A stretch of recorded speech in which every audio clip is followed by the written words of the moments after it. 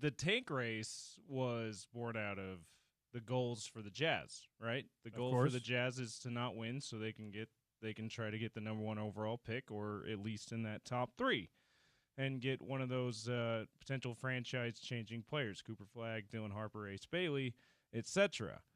But Utah Hockey Club's goals are to make the playoffs, OC. So I thought we do and I thought we call it the Puck City playoff push. What do you think about that? I like it.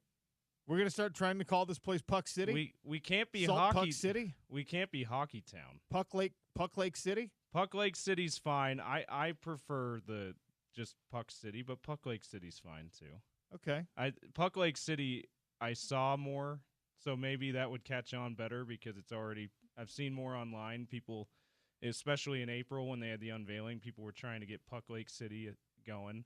I don't know what it is about us. We have these little quirks here in Salt Lake. We have these little quirks here in Utah where we like to nickname things, and we like to, we really ride that Sac Lake City thing. Oh, yeah. Even though Sac Lake City was like a 2-year phenomenon. We're not going to let it go. Puck Lake City, let's go. Or Puck City. It's got to be Puck Lake City. You like the lake in there? Well, because it's what it differentiates you. Yeah. So the reason why Puck City, anywhere could be Puck City.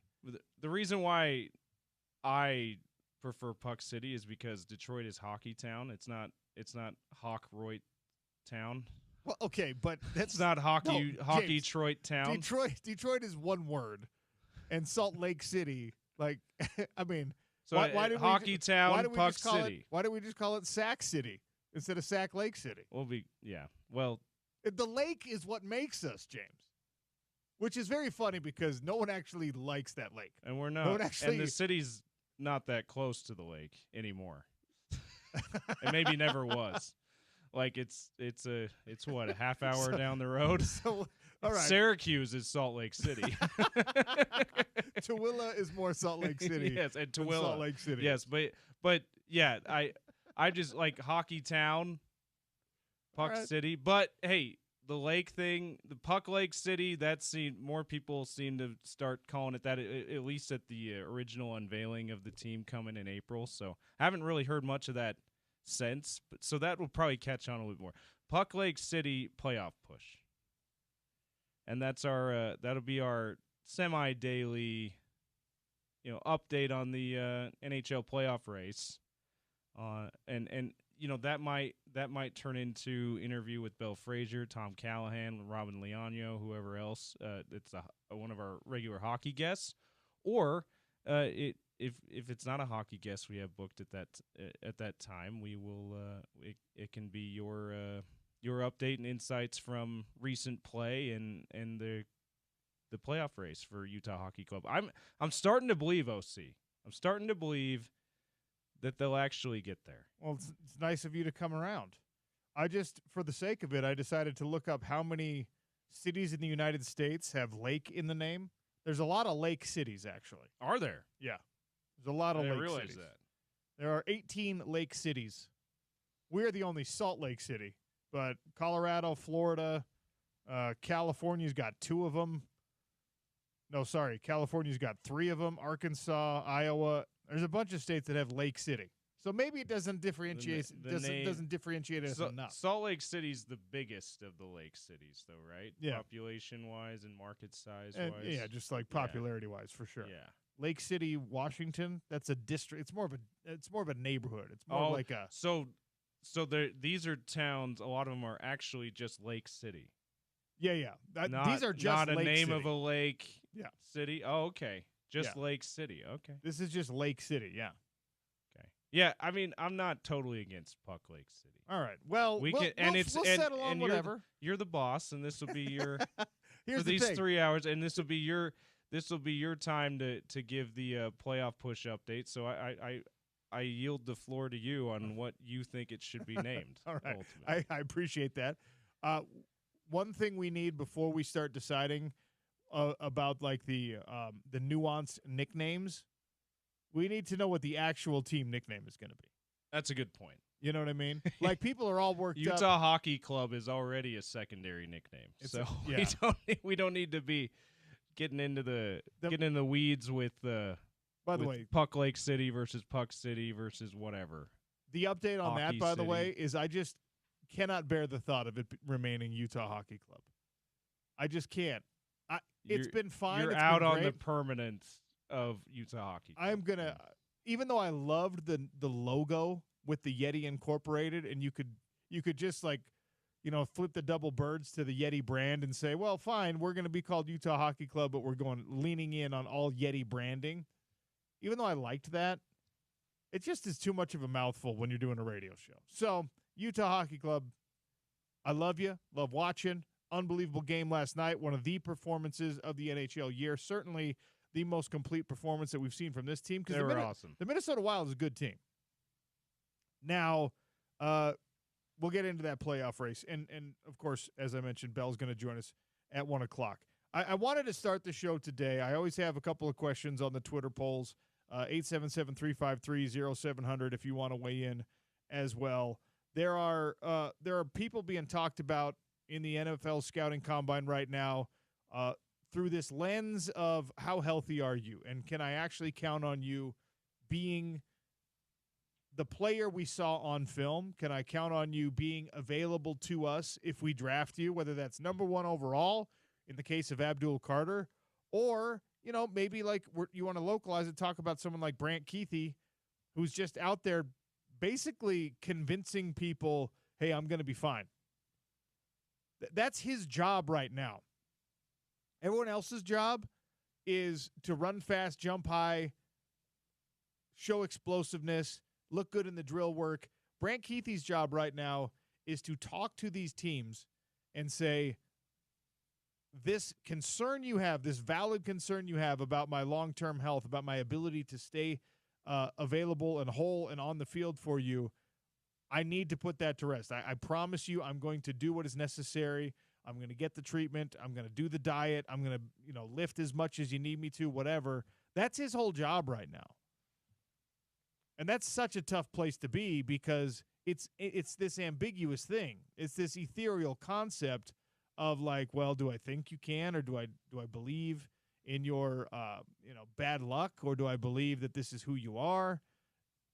It's not a measurable thing when you're trying to convince somebody. No, look, I really can, and I really will, and I fully intend. The road to NFL hell is paved with good intentions on being healthy and being available. Everyone else is just like, look how strong I am. Look how fast I am.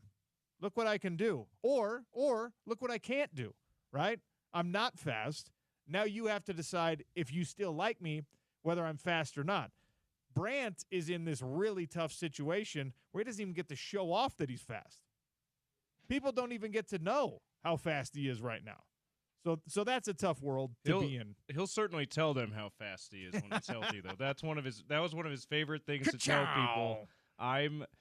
He and the confidence he has in this is one of the most endearing things about Brant Keithy as a competitor. When he was we had the NIL interview with on the Bill Riley show, Brant Keithy with Bill Riley, and he said multiple times he thought he was the fastest player on Utah. This is a team that had Jalen Dixon on it. You're a not. team that had Money Brant, Parks. Brant, you were never the fastest player on the team. He believed it you could tell he believed it with every fiber of his being. So there's no doubt. I just bring that up because you brought up fast as an example. It made me think of that.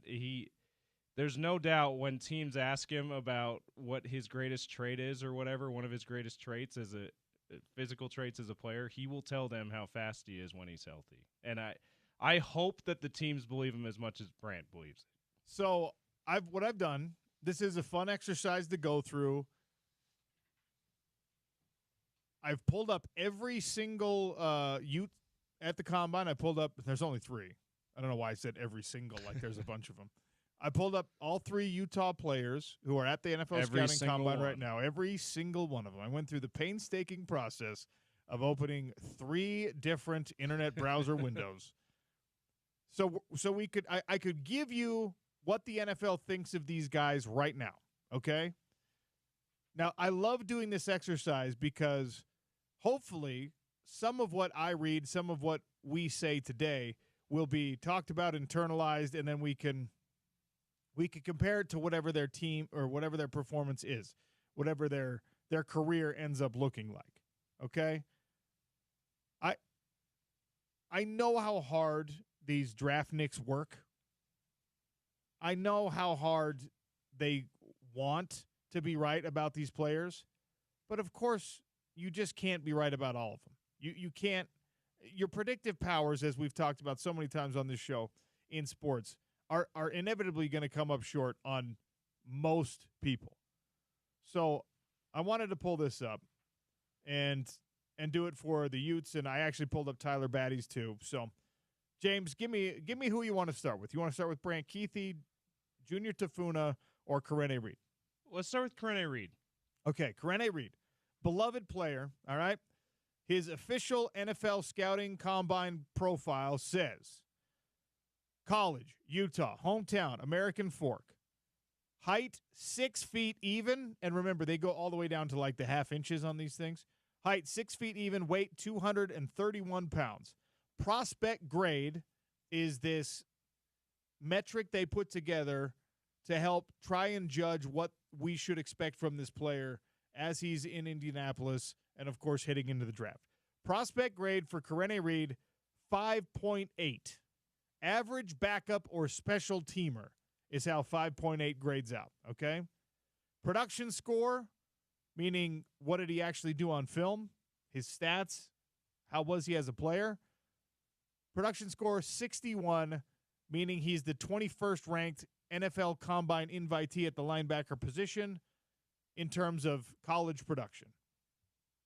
Athleticism score. This is estimated because he has not yet competed in all the drills. 67, making him the 23rd best linebacker at the Combine. Total score, 65, making him the 25th best linebacker, according to their metric, okay? And these next things are my favorite, okay? The overview and the strengths and weaknesses that you get. Lance Zierlein works for NFL.com, does a really great job trying to find NFL comparisons for players, and then, of course, giving you the overview. Here's Karene Reed. Here's what the NFL thinks of Karene Reed. Now, certain scouts are going to be higher on him. Certain scouts are not going to know his name. They're not going to care about him at all. But this is the overarching NFL view of Karene Reed heading into the NFL Scouting Combine. Undersized linebacker with revved-up motor and instincts that take him to the action. Ooh, that's nice. I like that. Take him to the action. I love it. He's like a superhero. Reed comes from NFL bloodlines and plays the game with passion. Diagnoses quickly and is focused on getting to where he needs to be, but his lack of size and length make it hard to leverage his gap as a pro. He's below average in coverage, but shows some instincts and talents as a blitzer, which, by the way, if you remember, if you go back far enough in his career, below average as a pass coverage linebacker would have been an egregious mischaracterization of Karene Reed. Like, transitioning from safety and being a linebacker, those first couple of years, he was excellent in pass coverage. So that's actually surprising for me to see. Shows instincts and talent as a blitzer. Saw limited reps on special teams, but has the motor and play demeanor for the job. Strengths, 2-time captain. Reads keys and fits consistently on the field. Combines a hot motor with good body control in space. Hustles past climb blocks to avoid being walled off. Able to slip blocks and make tackles in the box. Strengths, those are great. Weaknesses.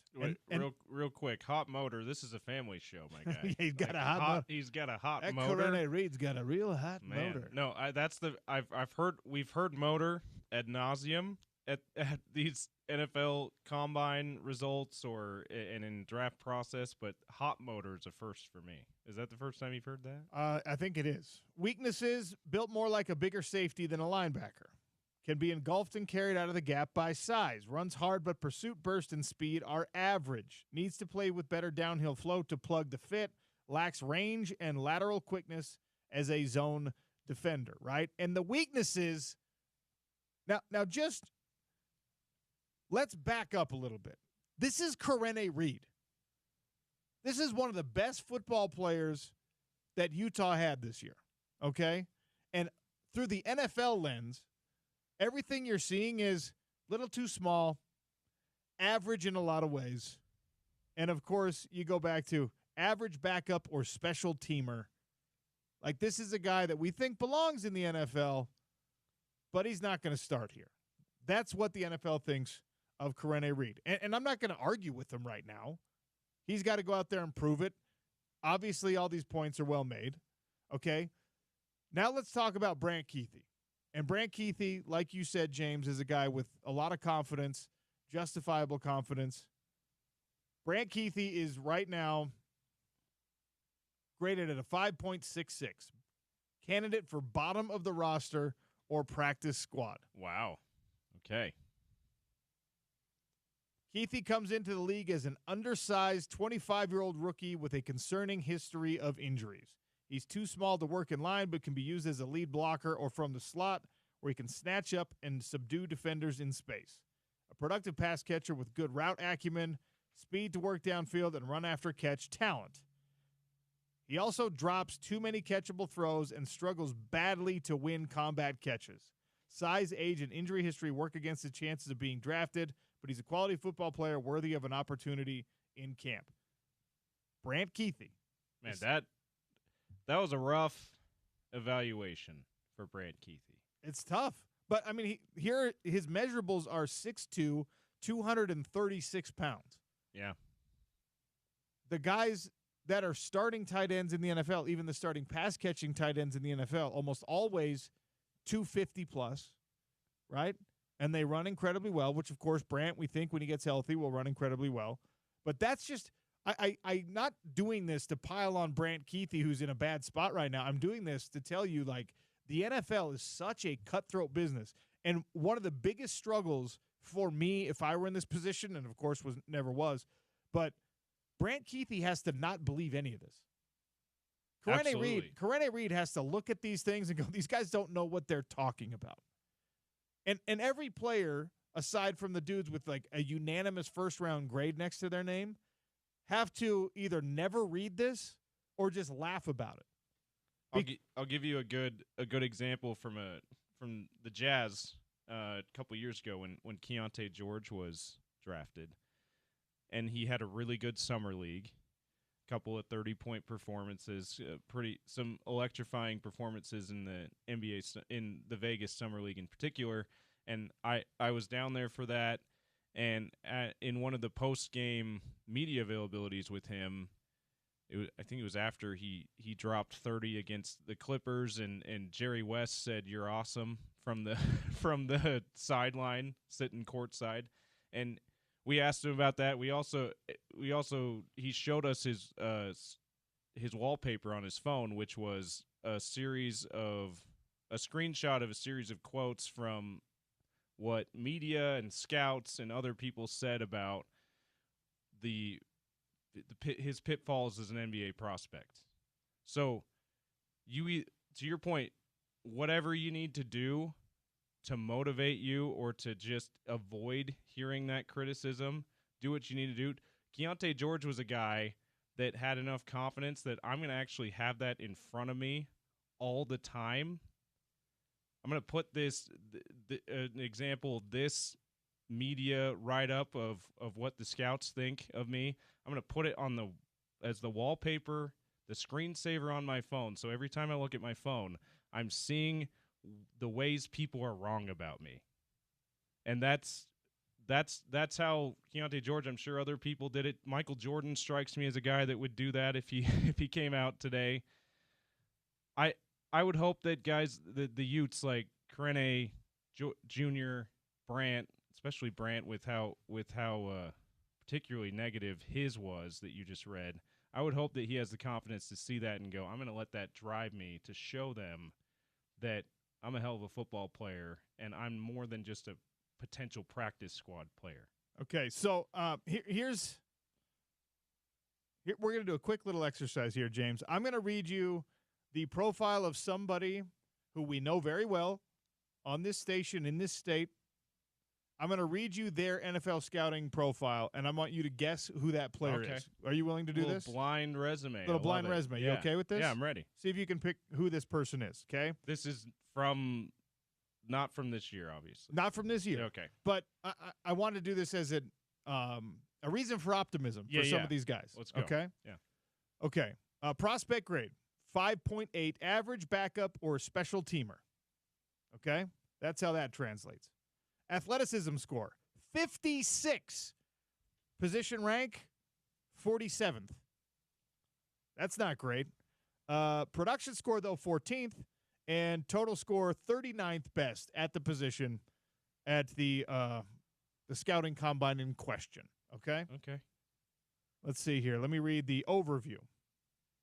This is a wide receiver. Okay? Wide receiver, okay. Okay. Athletic wideout, lacking the twitch or speed to attack NFL man coverage at a successful rate. Ball skills and competitive nature he brings to the field give him a fighting chance to make a roster.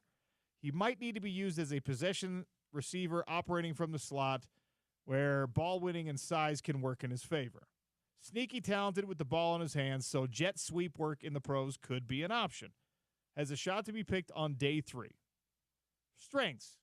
Routes offer leverage and crisp angles on the move. Nice job of gaining vertical stack on cornerbacks. Basketball background on display when making contested catches. Tough and slippery with the ball in his hands. Weaknesses. Will struggle to elude NFL press coverage. Lacks instant acceleration to separate. Upright route running makes him easy to redirect. Does not have the long speed to keep corners from squatting. Occasional issues with focus on downfield targets. Again, average backup or special teamer, 66 overall score, 39th best in the combine class at wide receiver. Any idea who this is that I'm talking about? And is this a Ute, or it's not necessarily a Ute? It's just someone that we know very, very well, having covered Pac-12 football, Big 12 football, BYU, Utah State. Okay. Do you know who this is? Is it Puka? This is Puka Nacua. Puka Nacua, who went on to be the most productive rookie wide receiver ever after being evaluated this way. Yeah. And listen, some of those, when you look at Puka Nacua, you're like, yeah, that's what I would think about him too. But he gets it done. That's right. So this is where the combine is, again, an informative tool, and I really enjoy doing all of this. But like Puka Nacua, the way that Puka Nacua is being graded out and talked about is the wide receiver equivalent of what Karene Reed just got from the NFL, right? He's a little bit more ideal size-wide, but he is not athletic enough to be a productive receiver in the NFL. He runs too upright. He doesn't have the speed to separate all these things. I mean, when you're a wide receiver and someone is telling you, we don't think that you can beat coverage at the next level. Yeah, that's pretty damning. Puka Nacua was told by this evaluation, if he ever looked at it, you don't have what it takes to gain separation, to beat coverage, to get the better of a corner at the next level. Yeah, it'd be the only thing worse is saying you can't catch if you're trying to be a wide receiver. That's the only thing he was called sure-handed here. If they were just like, he drops too many passes, which unfortunately was on Brant Keithy's profile, right? Like, you have to not pay attention to this. Yeah. And I don't think Puka ever looked at this, because very few individuals that we have seen in football carry themselves with the confidence that Puka Nacua does. From the moment we watched him in an NFL uniform, very few people had that swagger from the very beginning. And he's just got it. It's true. It's true. And Brant, as I detailed, he has a ton of confidence in himself too. So hopefully that carries him through as well. He had, I would say, it sounds like an even worse evaluation than Puka did, but any of us who watched him, any of us who covered him, not just here in Salt Lake City and in along the Wasatch Front, in the Pac-12 footprint, Big 12 this last year, in the limited action that he saw, unfortunately because of injury, we know how good of a football player he is when he's right. I wonder if because of the height concern, I wonder if maybe he can be transformed into a Kyle Juszczyk type fullback. That's a receiver / fullback, not necessarily what we thought if he'd been able to go to the draft a couple years ago a few years ago after that first his last really good season, the first Rose Bowl season, Pac-12 championship year. If he'd have been able to leave then, I think a lot of us thought, oh yeah, he's a tight end / slot receiver. I wonder if he's more of a fullback / slot receiver. You have to be drafted by or given an opportunity by a team that is willing to have that. The Juszczyk, the Chris Cooley, they're almost the Taysom extinct Hill, now, yeah. Right? Like you got to be willing to have someone who's willing to give you that. And so that narrows your scope as a pro prospect because there's like 8 teams in the NFL that are creative enough offensively or imaginative enough offensively to have that role for you. And that's maybe not even the right way to characterize it because being imaginative isn't always it. Like you also have to have the roster space. Yeah. Right? So there's so many things stacked against these guys. NFL scouting combine is going on right now. There's another player who has been since the draft evaluation process started, he has been making himself money and he continues to do so. We're going to talk about Junior Tafuna next. It's the Sean O'Connell Show on Utah's #1 sports talk, ESPN 700.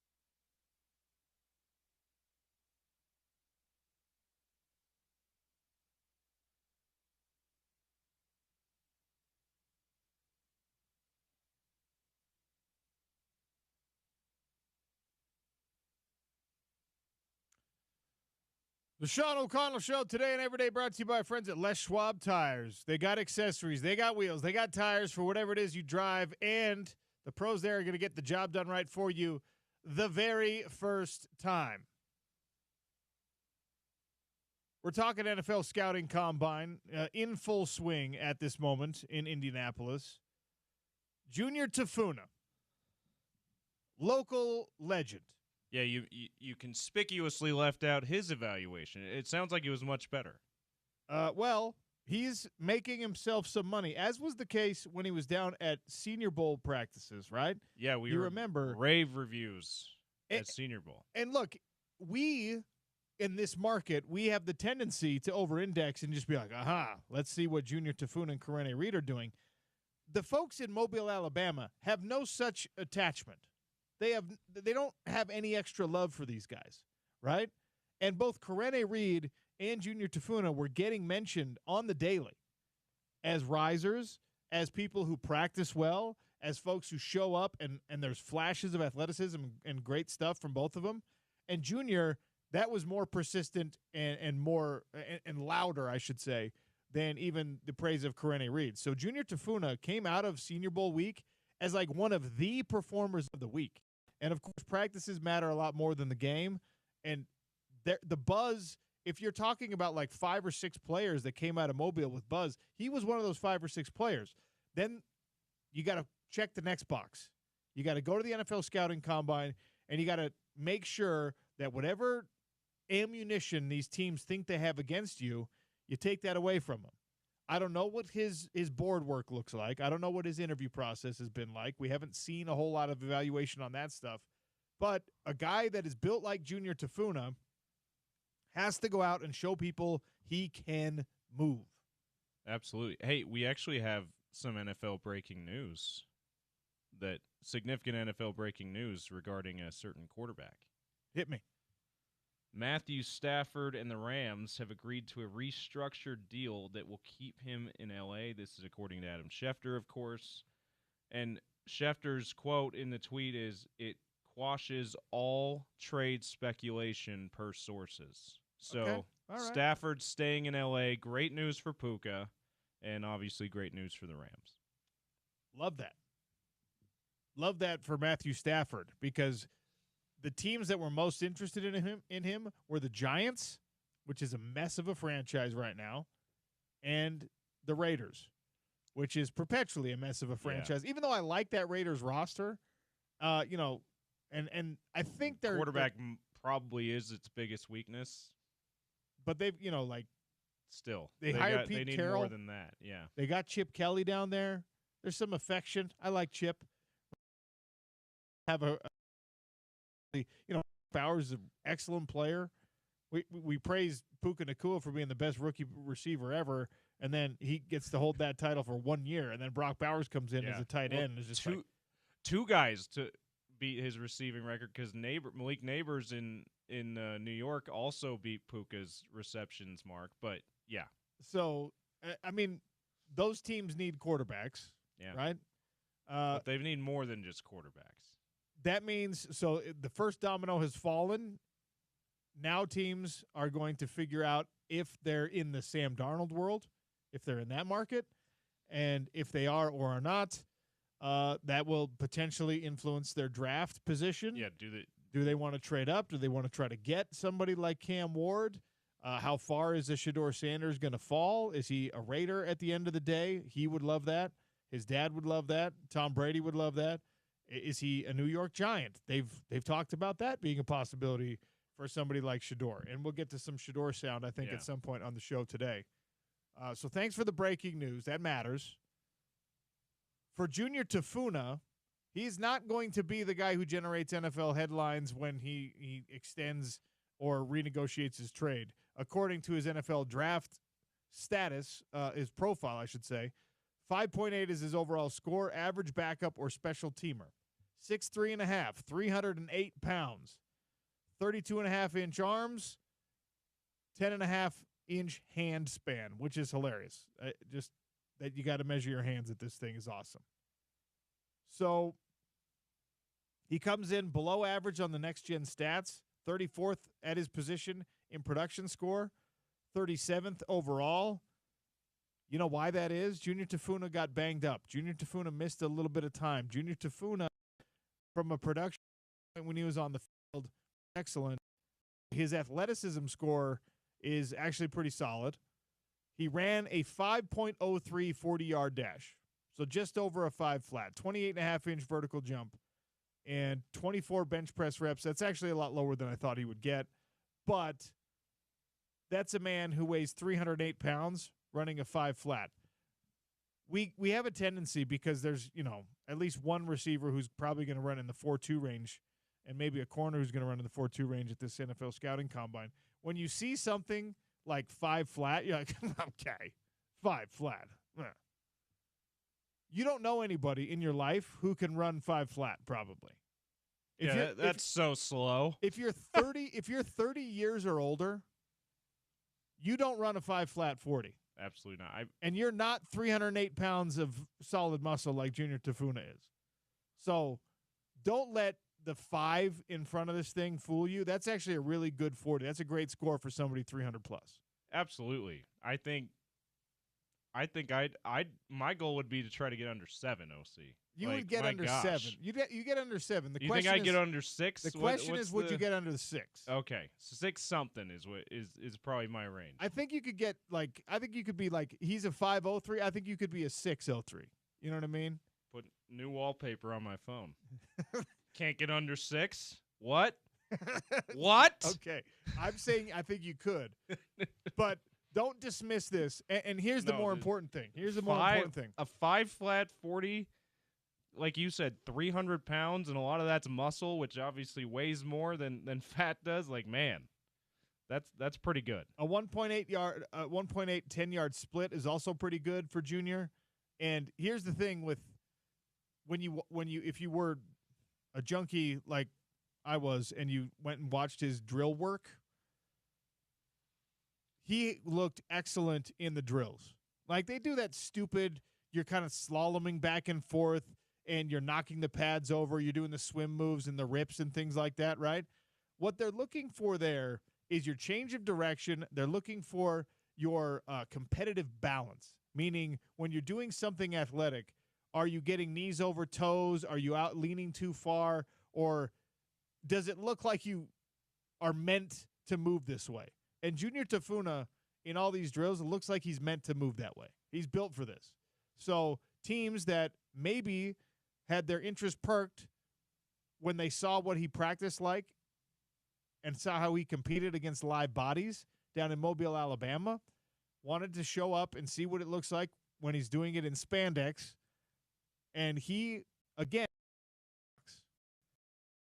we don't know what the interviews are like. We don't know what the rest of that is like, but that's important for Junior Tafuna. Junior Tafuna made money in Mobile, but there was the risk of when you show up in Indianapolis, whatever money you made, and we're not talking about tens of millions of dollars. We're just talking about him, instead of being like a 7th-round pick, maybe going and being a 4th or 5th-round pick.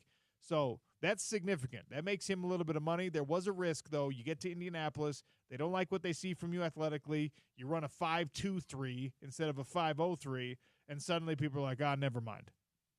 Yeah. But guess what? Here he is, checking the box again. This is huge for Junior Tafuna, and because we did it to everyone else, I want to read his overview. Lacks the traits and production teams look for from interior defenders, but his athletic flashes might be enough to create intrigue. He's gritty at the point of attack, fighting to neutralize double teams and down blocks, but has a smaller margin for error. He gets around with fluidity and good change of direction when he's twisting and stunting. He can chase plays down the line. Tafuna is an early down-only player with some rush qualities that could be developed, but his ceiling is limited. Strengths: plays with balance based and good leverage into contact, displays above-average upper body power. That did not translate, by the way, in his bench press. 24 reps on the bench press for someone who's 300 pounds, not ideal. Attacks down blocks to prevent the avalanche, seeks to split double teams and strains to hold his gap. Athletic in the box with ability to range beyond it. So, okay, some quality strengths for Junior Tafuna. Weaknesses: he measures on the small side for his position, and it shows up on tape. What? 308 pounds, small. But, we're talking about interior D tackles here. So could struggle to withstand power swaps with NFL guards. Takes the worst of it when he loses hand positioning. Rarely hit the quarterback over the last 2 seasons. Those are his weaknesses. Again, the draft profile has Karene Reed, Junior Tafuna as average backup or special teamer evaluations. The 5.8 overall score that he got is the exact same overall score that the prospect grade, I should say, is the exact same one that Puka Nacua had. And we saw what wildly different positions, totally different players. But that's what you're looking at. This is not a year where Utah football is sending a Garrett Bowles type player, sending a Starlo Tulele type player, a Devin Lloyd type player, where everyone is looking to see, hey, do I want to use a first-round draft pick on this guy? Even a Dalton Kincaid type player. Not a Cole Bishop. I mean, these are going to be under the radar, probably mid to late round kind of draft pick year for these former Utes, with the chance to vastly outperform where they were drafted. And I say chance not just to say there's a chance because they might be, looks like a mid to late first or draft picks in this year's draft. I say that because in the case of Junior Tafuna and Karene Reed specifically, I feel like they really do have a good chance to be that Puka Nacua type, mid to late round gem in this year's draft. And I think I probably believe in Tafuna the most out of this group to do that. I think this is low-hanging fruit. When you're talking about Karene Reed, he's going to start his career on special teams, right? Like, why can't Karene Reed have a career similar to what Cody Barton has become? Where, right. Like, he's a full-time starter in the NFL now. Barton was he a third-round draft pick, maybe fourth-round draft pick? So he's right. He's in that range that we're just based off of what we just read. Number 88, we think these other guys will number be. 88 overall. Yeah. That's a good comparison. Why can't he have a Cody Barton type career? He is smaller than Cody, which I think is going to work against him. But it's just, I get really interested in these types of evaluations. No NFL equivalent on the profile for like the comp player for Junior Tafuna. I was hoping we would get one of those from Lance Zierlein. Same thing with Brant Keithy. You're not getting any of that from him. For those interested, and I know people get really mad when I spend any time with BYU guys, I'm a Tyler Batty fan. I think he's a cool guy. I admire the fact that he stayed at BYU instead of taking money to go elsewhere, whether that was $1 million to go to Ole Miss or $200,000 or whatever it was. He decided not to. His draft grade, prospect grade, has him a candidate for bottom of roster or practice squad, 6'6", 271. And he ran a 4.78, 34-inch vertical jump. 30. That's stupid. What's his weight again? 280 pounds. Oh, sorry, 271. 271. He's 34-inch vertical. 34-inch vertical at 271. 4.78 is fast. 10 flat broad jump. 10-foot broad jump is fast. He did 225 3 more times than Junior Tafuna did. Okay. So Tyler Batty turned it in some nice athletic numbers at this NFL scouting combine. Remember Gordy yesterday said he mentioned Karl Malone as one of the players he jokingly said struggled to jump over a phone book. That's a guy that was like 270 pounds. and just going back to his vertical leap, Batty's 270 pounds and he's jumping 34 inches. Like that's wild. That's a really good vertical. Yeah. For somebody that size, I got to look up and see where he's at on the top performers, because there might be guys that jumped higher than him, but for that size, 34 inches, that's really good. I mean, yeah, that's like vertical is teams love vertical jumpers because it's the indicator of explosiveness, right? So 34, well done, Tyler Batty on that one. I'm not going to go through his entire profile. I will say this. On his weaknesses list, will be a 25-year-old rookie when the season starts. That's always the thing that comes up with BYU guys. And, by the way, it's not just BYU guys anymore.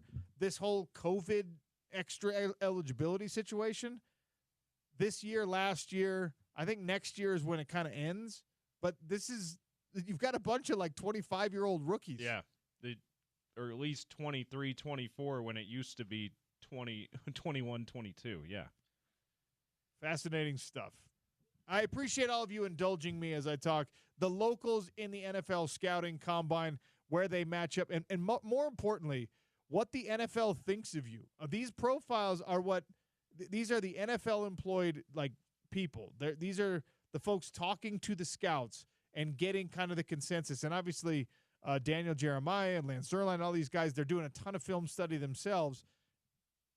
And you get this profile, and then you either have to live up to the profile if you're someone who's highly thought of, or in far more cases, you have to prove that, like, well, that's not me. What are you talking about?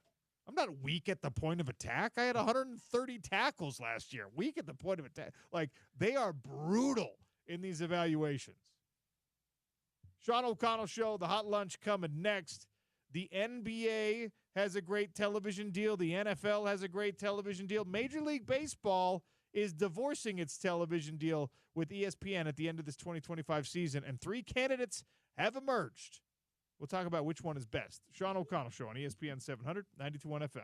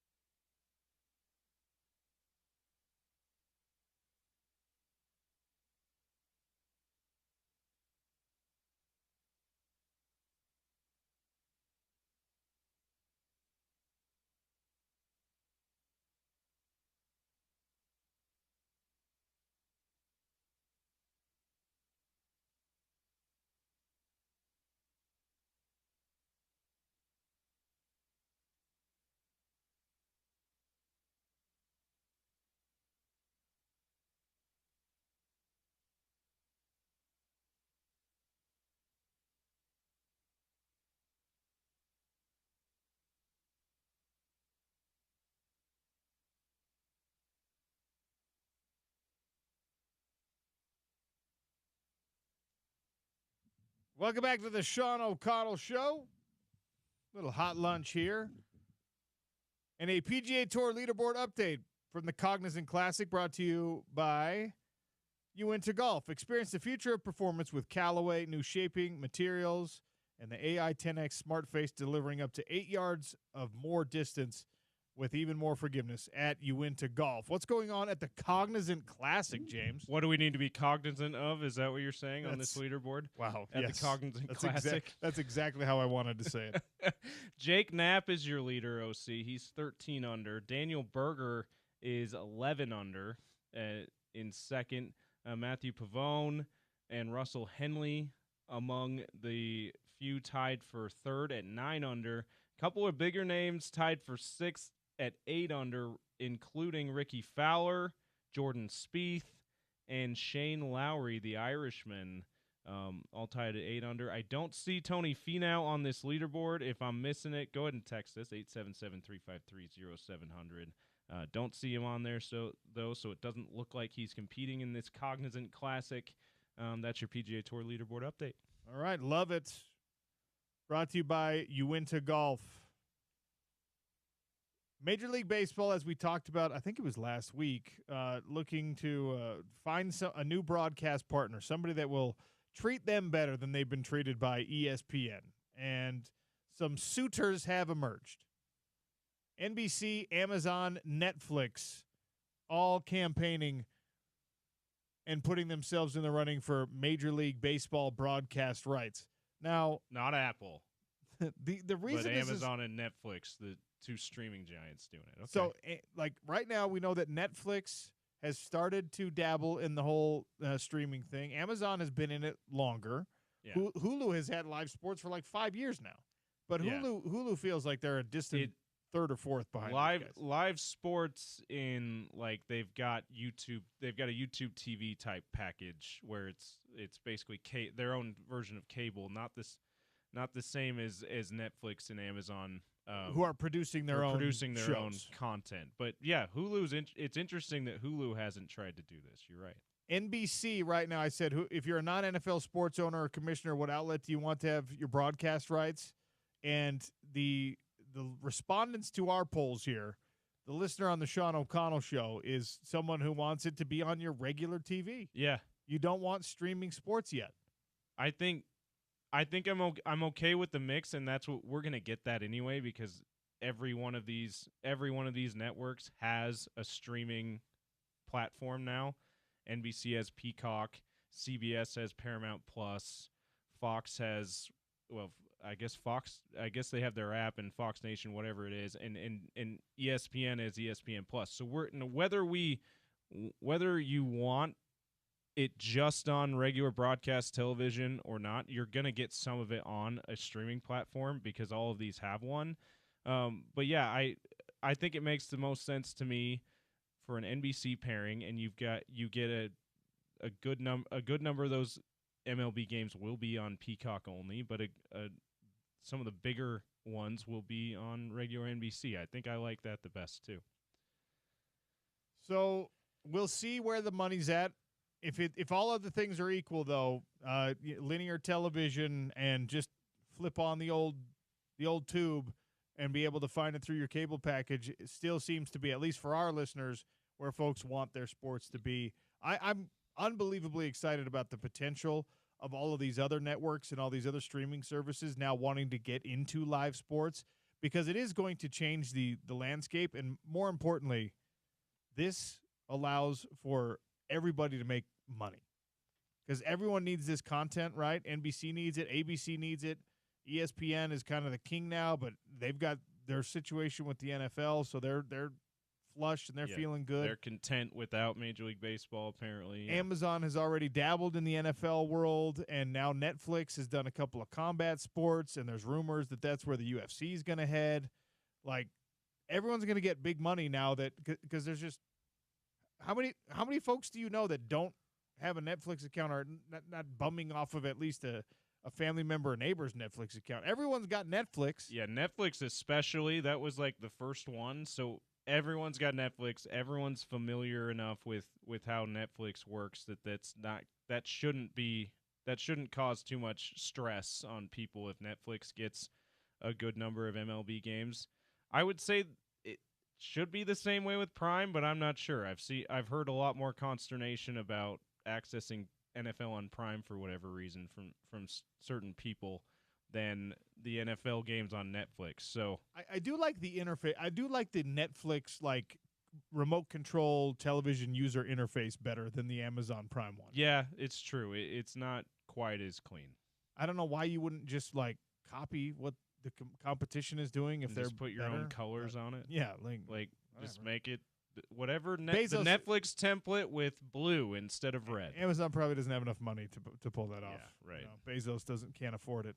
Also, breaking news: George Kliavkov has started to negotiate a Pac-12 rights deal for Blockbuster Video.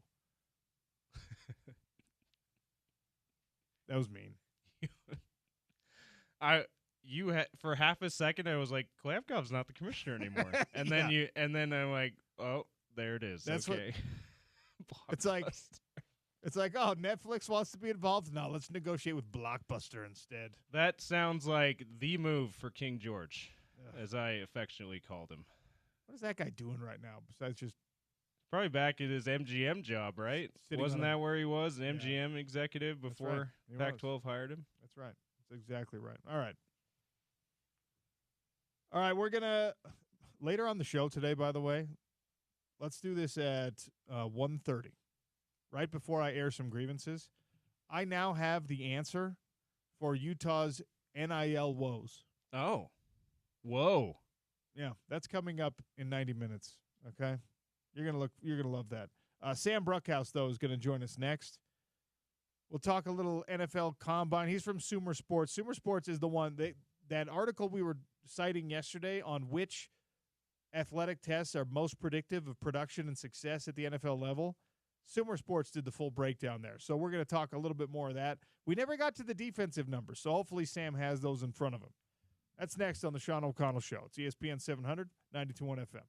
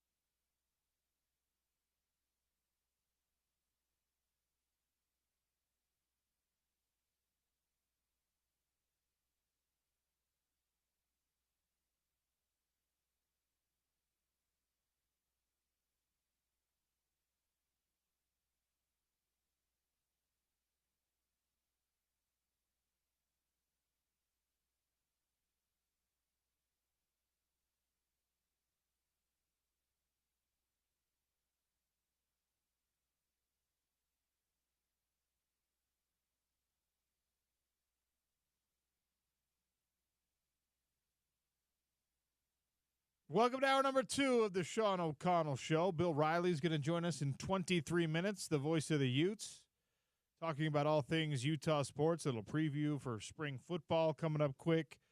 A few more games for him to call for the Runnin' Utes. We'll get to all of it.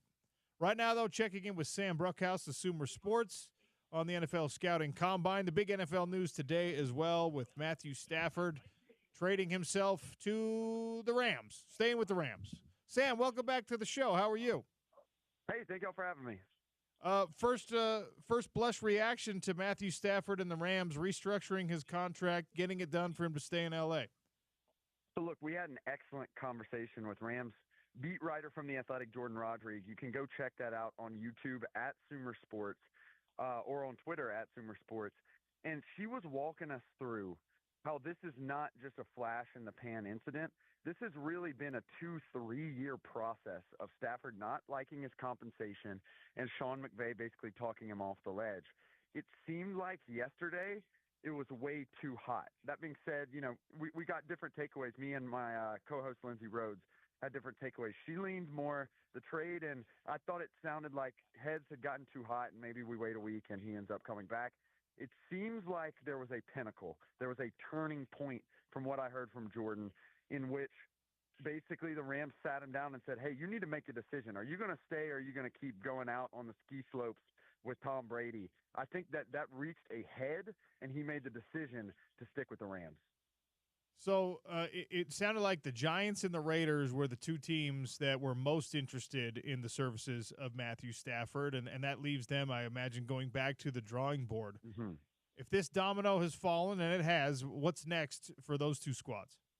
So I think the next domino to fall is the number 1 pick. There is talks of it perhaps being traded around here at the Combine. Even 1 and 2 could be traded as well. I don't know how much everyone loves the quarterback situation. I think people think they can maneuver around it. So I'm keeping an eye on the news about the Titans' number 1 pick. If they decide to trade that, I think that means that one of these teams, probably the Giants and the Raiders, perhaps the Jets as well, are interested in Cam Ward and or Shedeur Sanders. That's the next domino to fall. And then after that, it's probably Sam Darnold. It does not seem like the Minnesota Vikings are going to franchise tag them. They haven't used the franchise tag since 2020, and that's the third best asset on the market right now. I think that'll be the third domino to fall. So that Tennessee pick at number 1, they've, a lot of the mocks have Abdul Carter being the number 1 overall pick. Then, of course, at the Combine, there was the stress reaction found in the foot, right, and the question about whether or not he was going to have a screw put in, have a little surgery on that. And it sounds like he's opted out of that potential. So is that enough to make a team less in love with his potential at number 1, or were they always going to trade out of this spot because you can get so much for it? I don't know whether or not the injury will cause a shuffle. I'm inclined, given my discussions here at the Combine, to think that it's not that big of a deal, but could be a bigger deal down the line as he gets older in his career. I haven't reached a good consensus on that. I will note, though, that about 2 days ago, I thought it was a little strange, the quietness about Abdul Carter, and it seemed like the resignation that he was the top guy. There's 6+ edge rushers that could go in the first round. As a data scientist, I'm not sure if I can pick any one of those guys to be better, but it seems like Abdul Carter is locked in as the consensus big board number 1 guy. That being said, if you need a quarterback, there is no other need to fill. And as a result, picks 1 and 2 will be premium picks. There will be lots of calls going to the Browns and to the Titans to try to jump the line to get a quarterback. And that's really the kind of end-all, be-all of the quarterback position nowadays. All right, let's dive a little bit further into what you just said. The assumption that Abdul Carter is going to be number 1 and even is the best pass rusher or the best edge in this class. As a data scientist, you're not willing to settle on that. Who else is in the conversation for you? So I think there's a ton of guys. You just go down the consensus big board. We're talking about guys like Mykal Williams, Jalen Walker, Shamar Stewart, who had an excellent day at the Combine yesterday, Mike Green out of Marshall, going all the way to guys like Jack Sawyer. That's a lot of people, and we've seen time and time again with the quarterback position, sometimes the guy who gets picked number 2 ends up being a little better. So it's just difficult for me, looking at the averages historically, how these guys have competed, to think that it's worth jumping up and not trading back if you do like Abdul Carter and don't like the quarterbacks. Because if you aren't able to get Abdul Carter, you're probably just going to get another first-round talent there. The consensus, though, is that Abdul Carter is a different type of athlete and has 3 things. He has production, he has context, and he has athleticism. You look at a guy like Mike Green, the context isn't there. He played at Marshall. You look at a guy like Shamar Stewart, the production isn't there. And so I think that's the evaluation pros that people are evaluating there.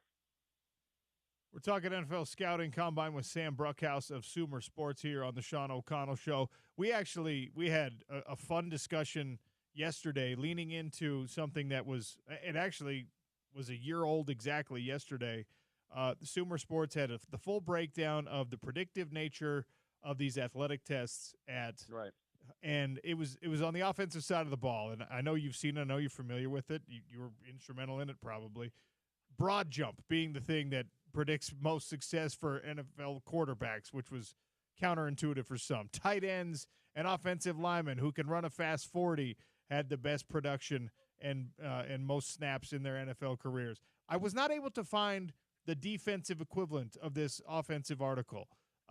What are the numbers that predict most success for these defensive players? So here's the first table stake item. A lot of these correlations are quite low. I think the highest is the tight ends at about 49%.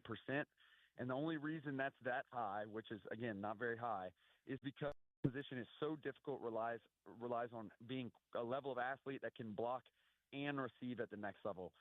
On the defensive side of the ball, it gets a little interesting. There's so many different types of schemes in the NFL that people are looking for different stuff. When we're talking about production, we try to use something that goes back many, many years because the scouting combine has gone back many, many years. So you look at the things like tackles. Well, not every nose guard needs to be making a ton of tackles. He needs to be pushing that out to the linebackers. And so it's a little bit more difficult. What I will tell you, though, given the expertise on our team, cornerbacks is something to watch the 40 on, in particular the 10-second split, the 10-yard split, because those guys have to accelerate to the highest that they can on a play-by-play basis. That being said, the correlations are still pretty low, very similar to the offensive side of the ball. It just was really interesting to see what made sense, what didn't make sense, and what sort of intuitively you're like, oh, yeah, D lineman, O lineman, you got to be big, strong guys. The bench press matters a ton, and it doesn't always go that way. No matter how high or low the correlation is, just what did teams do before I guess analytics were such a part of this process? I don't know how far back we have to go to really get there, but was it just, an owner sitting around being like, well, he's fast and that position's got to be fast, so let's draft him? It seems like the tools have gotten so much better. Is the evaluation better? I think it is, and I think that's why we're seeing all these folks opt out. And speaking of opting out, the Los Angeles Rams just opt out of it in total. They come do a little bit of media on Monday and Tuesday, and they say au revoir, and all of a sudden they're back in L.A. drinking Mai Tais and watching on television. I think it's an interesting approach. That being said, I think the Combine does have some value. The reason why is, like I noted, it has so much historical data. You can compare Mike Green. Oh, well, Mike Green won't be competing. You can compare Shamar Stewart to Cameron Jordan to all these other guys going back until the 80s. And that historical context is very difficult to get in the sport of football. Tracking data, for example, only goes back to the turn of NGS and the Amazon Web Services relationship. That's only a couple of years.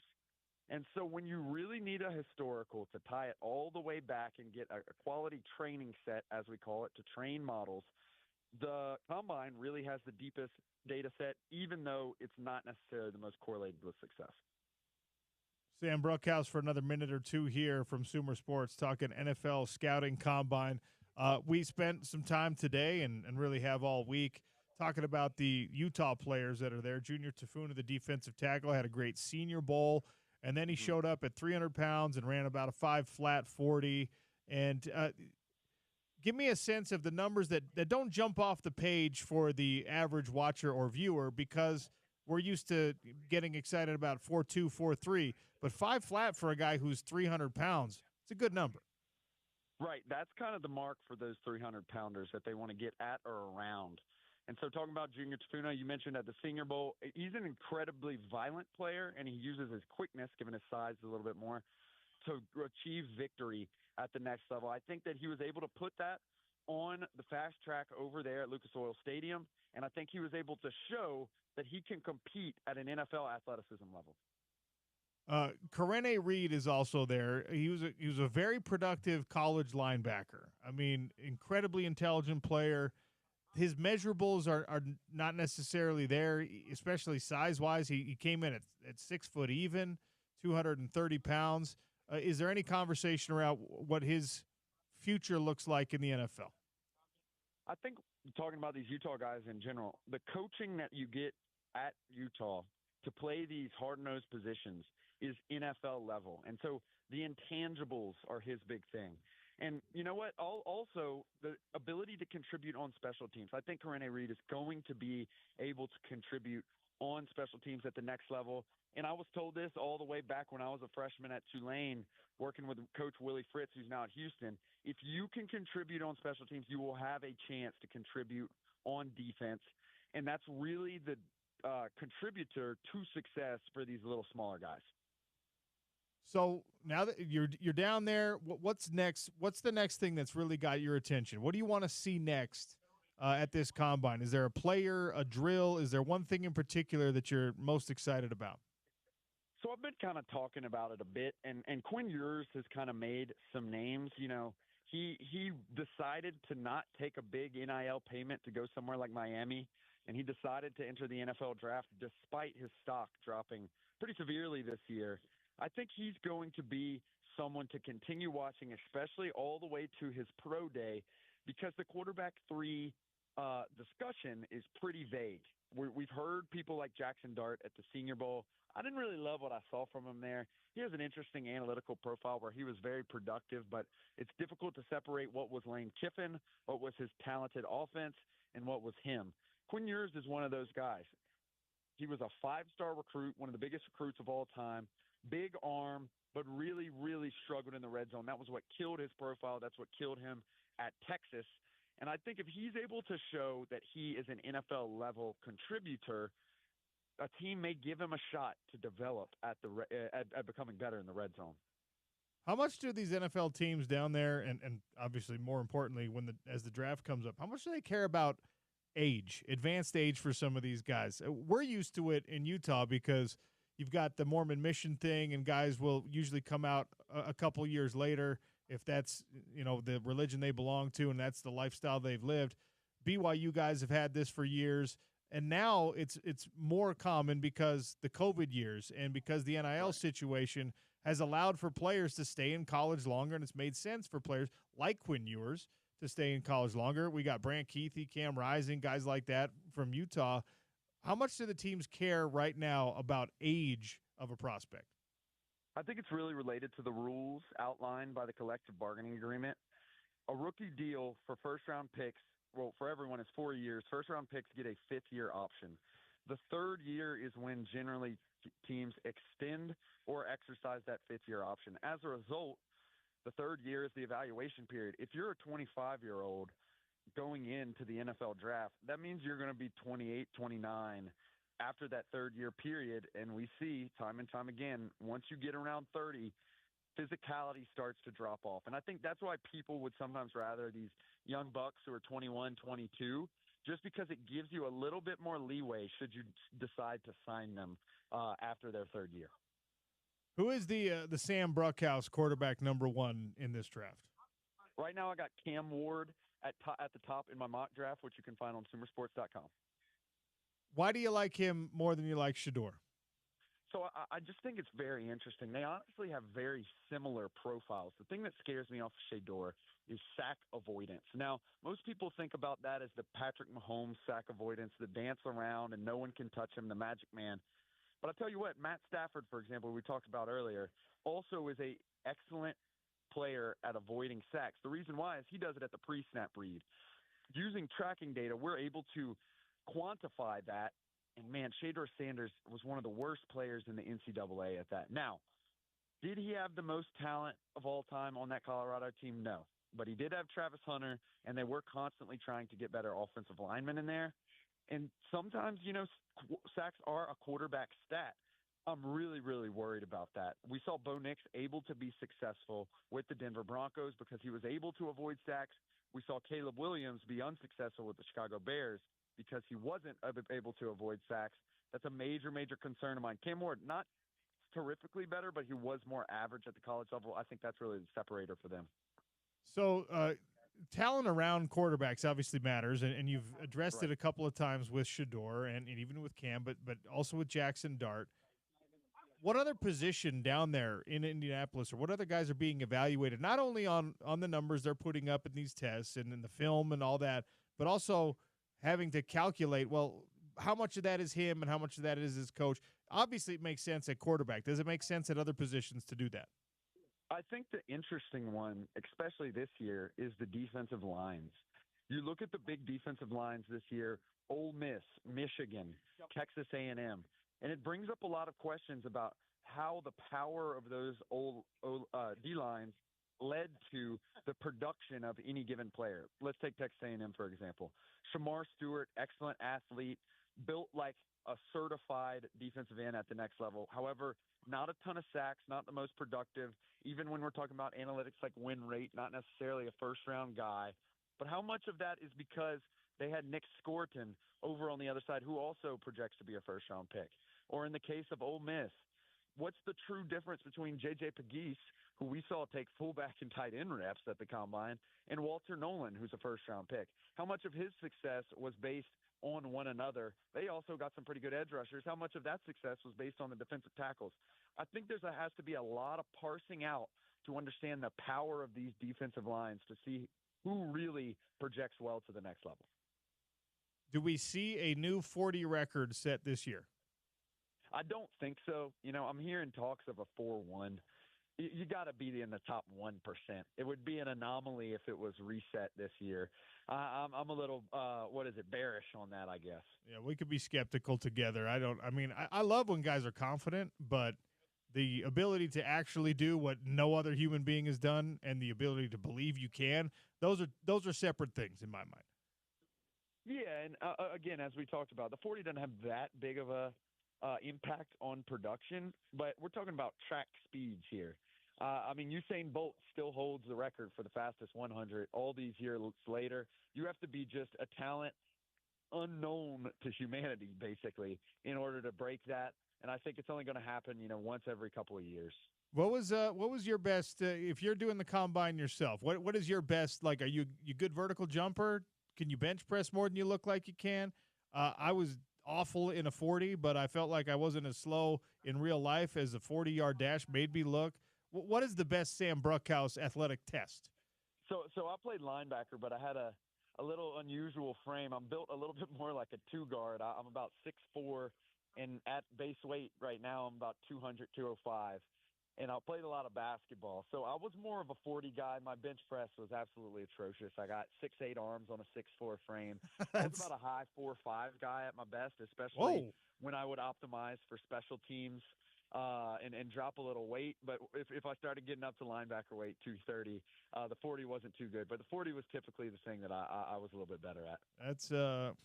That's awesome. And that long frame, right? That long linebacker frame. We saw when Utah was in the Pac-12 conference, there were a lot of guys who kind of indexed that way. That Coin Dang at Cal and Devin Lloyd, who was at Utah, was more of a longer guy. Obviously, he had some size to him as well.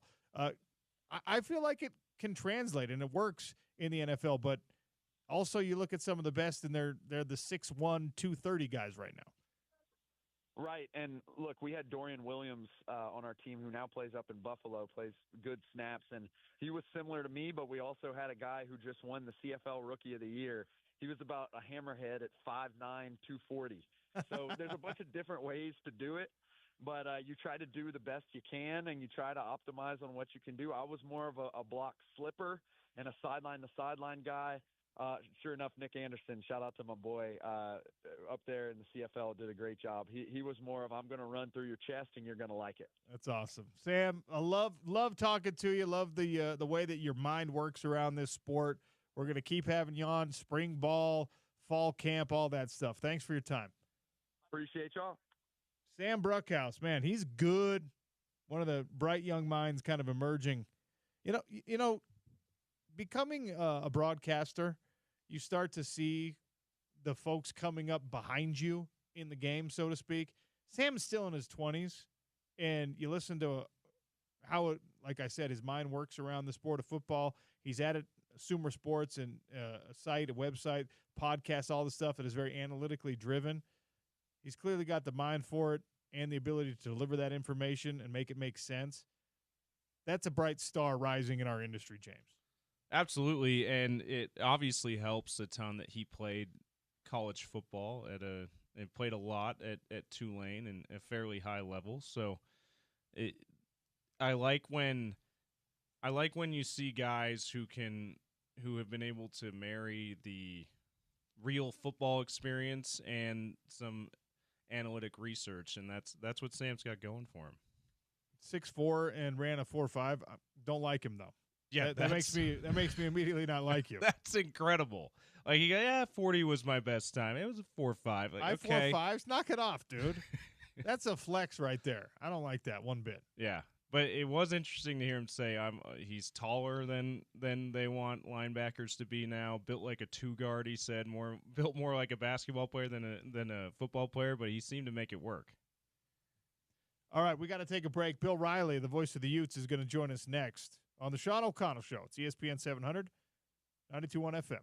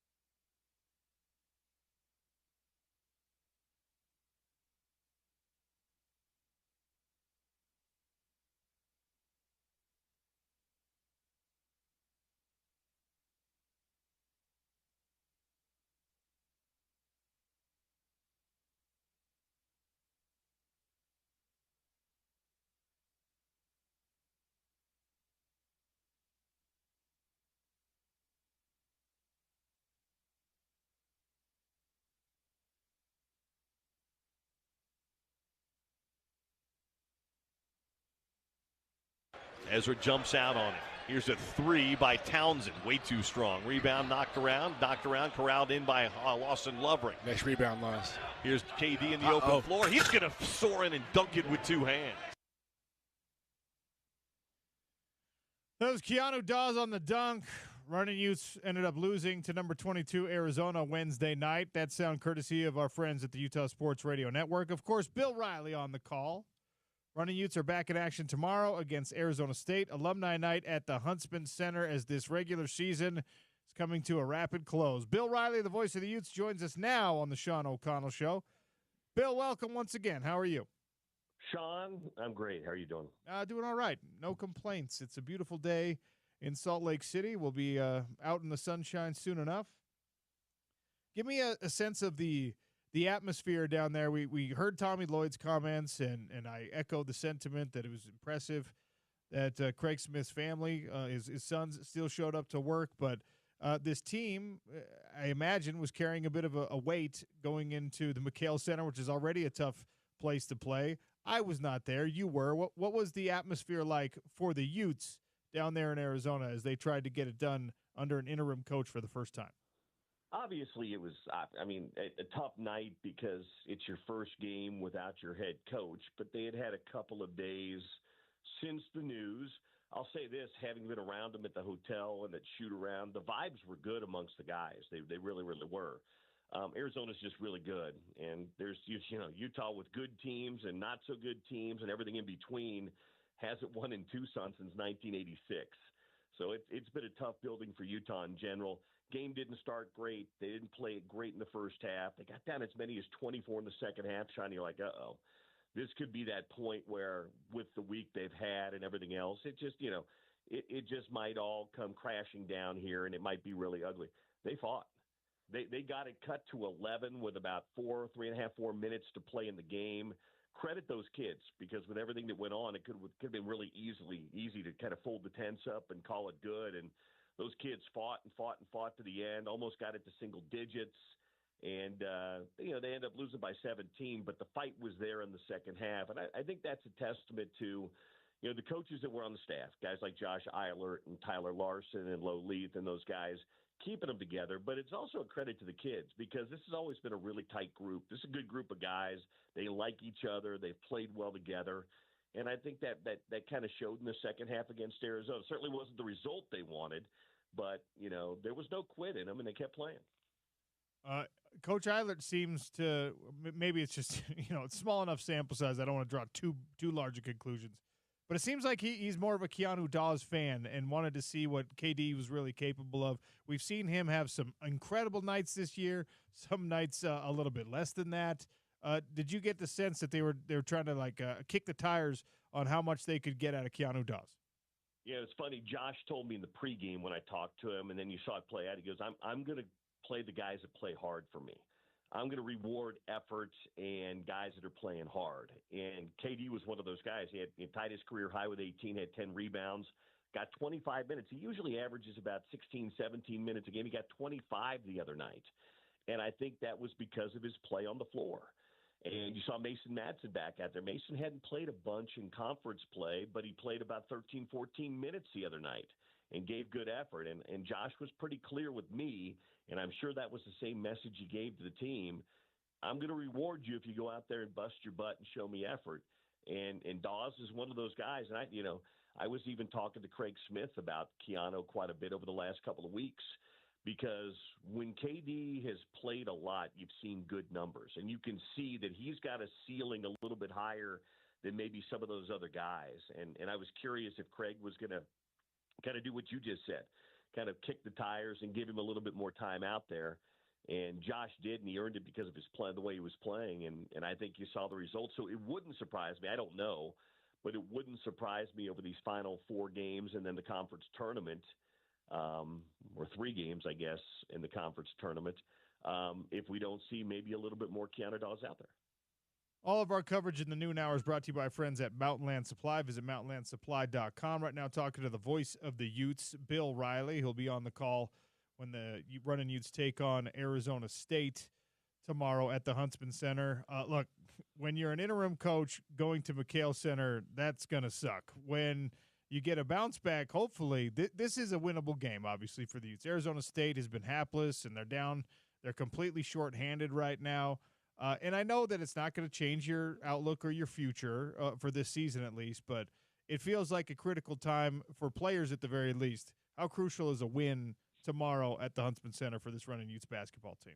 I mean, for the psyche, you really, really want it. And here's the other thing. There's a lot of guys, Sean, that are playing their last couple of college basketball games. Who knows what the future holds? There's a bunch of seniors. Senior night will be against West Virginia on Tuesday, but there's a lot of guys that might be playing their final collegiate basketball games. And I think you want to play for that, if you're like that, that you never realize it till you get to the end. You always think college is going to last forever, and then it just flies by. And so I think there's a reality that's hitting some of these guys like, oh, man, my basketball career might be coming to a close here. And you're playing at home. And there's going to be a little bit more positivity at home, and you're going to have your fans behind you. So I think you're going to see really good efforts the next couple of nights from these guys because they're at home. And, again, not the season they wanted to have clearly, but you can kind of see that finish line in the distance. And I think you want to finish on a positive note if you can. The backdrop, of course, as you're playing these basketball games against is that, you've got a coaching search going on in the background. And we all know who the names are that, we hope Mark Harlan is talking to, that we think he probably is also making some phone calls to. Do you have any sense of a timeline on when they want to get this head coaching hire made? No, I don't personally. I'm kind of removed from all of that, but I think because they made the move on Monday, what it indicates to you is they want to get this search going and get a new coach in place sooner rather than later. This isn't the old days because the minute your season ends, the minute anybody's season ends, and let's be fair here, Sean, when other teams know their season isn't going to go as deep as it wants to be, it happens in all of these sports, but people are, there's probably a lot of talking going on behind the scenes. So I think in a perfect world, you'd get this thing done as soon as you can. You obviously got to get the right person in place. So if that takes a little bit more time, then it takes a little bit more time because it's not about the here and now as much as it's about the long term. But if you can retain some of your roster in the here and now by letting that roster know who your next head coach is going to be, I think that's helpful. But to answer your question directly, I don't have a timeline. I don't know what that might be. But again, making the in-season change in leadership, that tells me let's get it done as soon as we possibly can for a myriad of reasons. Okay, that roster retention thing is interesting for me. It's obviously different in college basketball than it is in college football, and it's certainly different when you've got a new coach coming in as well, because that coach might want to just, clean slate and have all of his own guys and fight through the growing pains there. But there are players on this roster who know how to play basketball. They're clearly, working hard. You mentioned the fight that they're still putting up even in really less than ideal circumstances. And we watched it happen in football where the Sharks start circling in the water, knowing that it wasn't an ideal season. And maybe, Kyle Whittingham had made a public decision on his future yet and all this stuff. And yeah, some guys left and most guys stayed. But it seemed clear where the football team was building a fence around certain guys and saying, you know what, we're not going to let this Fano kid get out of this program. We're going to do what we have to do. Smith Snowden's going to stay here. Is there anyone on this Utah basketball roster that whoever it is has got to keep in the building?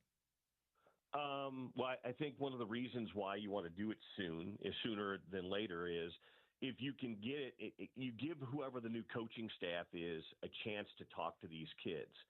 If it goes a month, most of these guys might be in the wind. They might have left campus. Other schools might be in there. So if you can get it done relatively quickly, and again, it's all about finding the right person, but you give whoever that next head coach is a chance to sit down with them while they're still here. And, most of their mind and heart is still on campus here, and they don't have that wandering eye.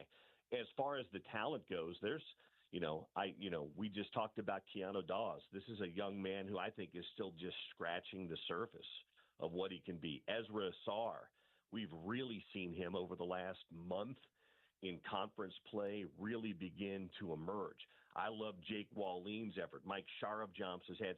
There are guys on this roster. Now there's guys that are going to be gone just because they're out of eligibility and they're seniors and things like that. But I think if you can keep 2 or 3 or 4 of these, younger guys that have really shown you some promise, that gives you a good base.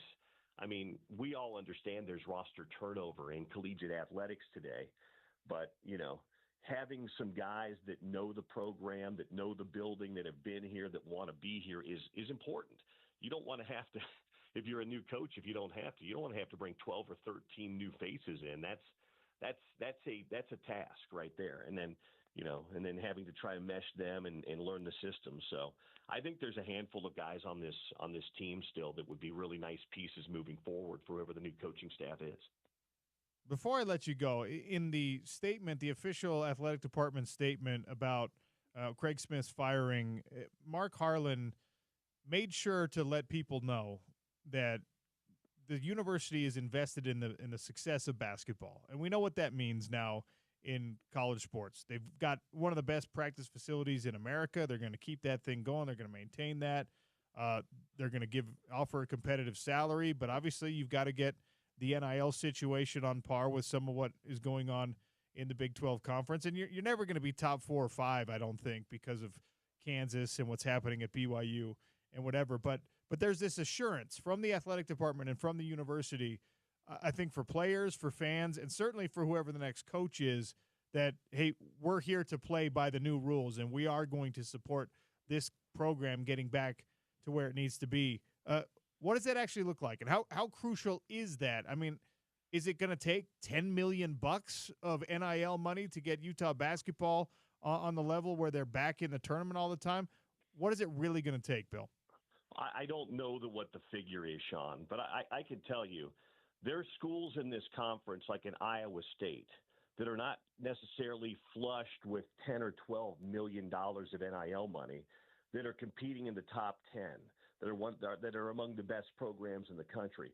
You have to find the right guy for the program first and foremost. And I'd push back on that just a little bit. The amount of money you need in NIL in basketball versus football are two different things. And who's to say if you make the right hire here that this is there are so many basketball fans, Sean, you know this, you grew up here. So many people here love Utah basketball and have loved Utah basketball for such a long period of time. I'm just telling you, when the right hire is made, and it's almost like an awakening of bringing people back to it again. I think we've come to look at this and say, you can't be a football and a basketball school. Why can't you be? You can. There's plenty of examples of doing that. Utah wasn't a football school until 22 years ago. And now everybody views it as it was a basketball school for 75 years. I think it can happen. And I think that they can be just as competitive as anybody in the Big 12 and NIL.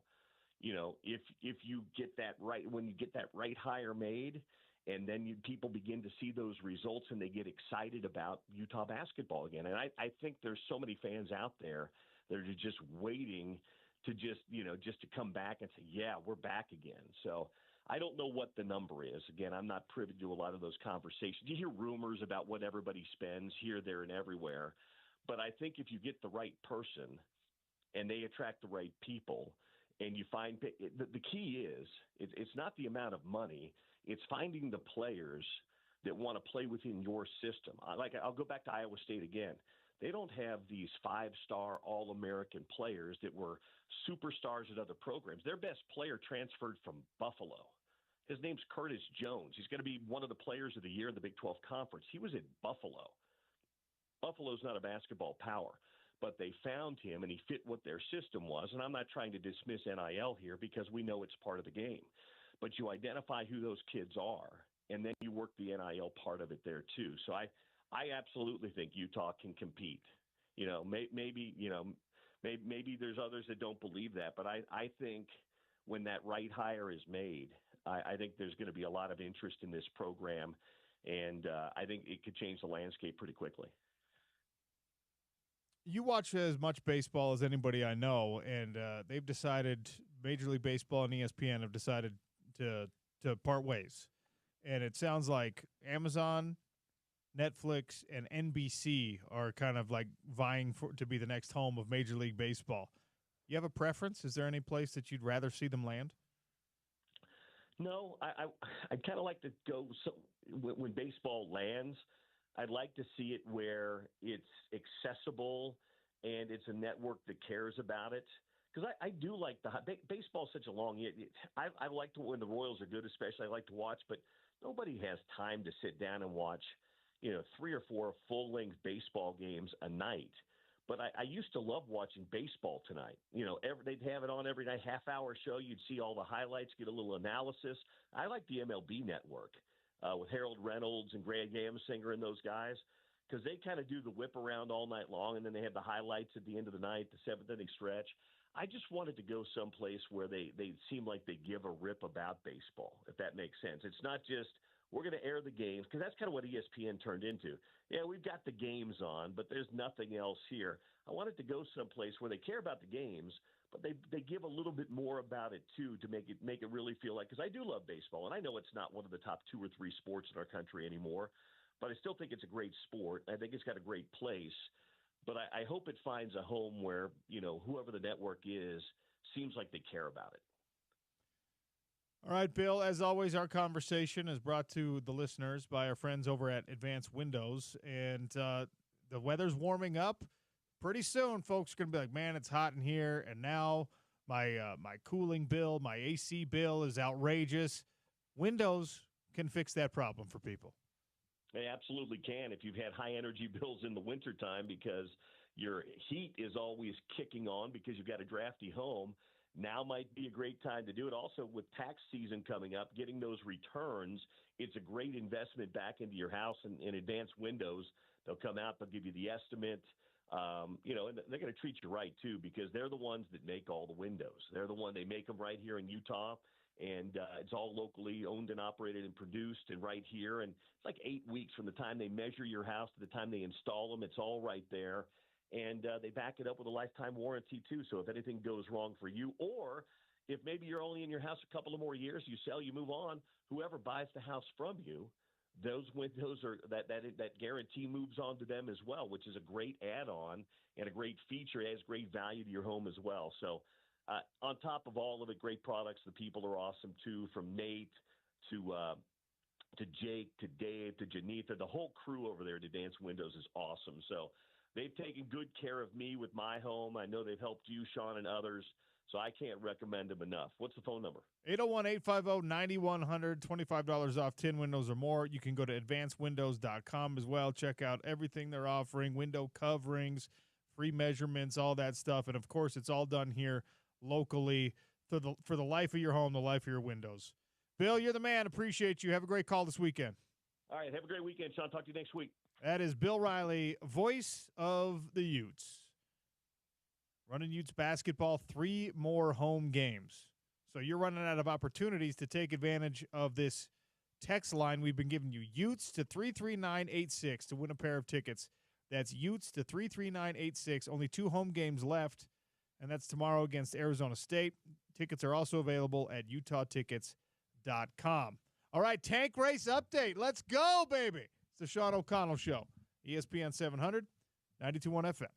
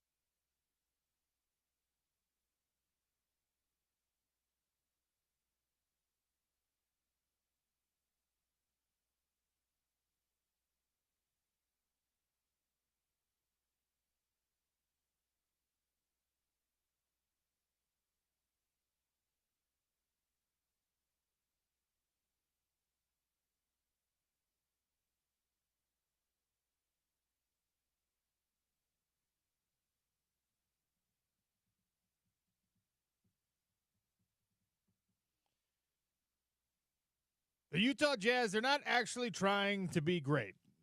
They're trying to give us great moments, but not actually win a bunch of games because they're involved in a tank race. And last time we checked in sole possession of second worst record in the NBA. Let's go. So James Peterson has another tank race update, and this one with an intriguing wrinkle because of Anthony Edwards and his technical foul problems. Yes, and Jazz hosting the T-Wolves tonight. That's always the first part of the tank race update. It is a game day for the Utah Jazz.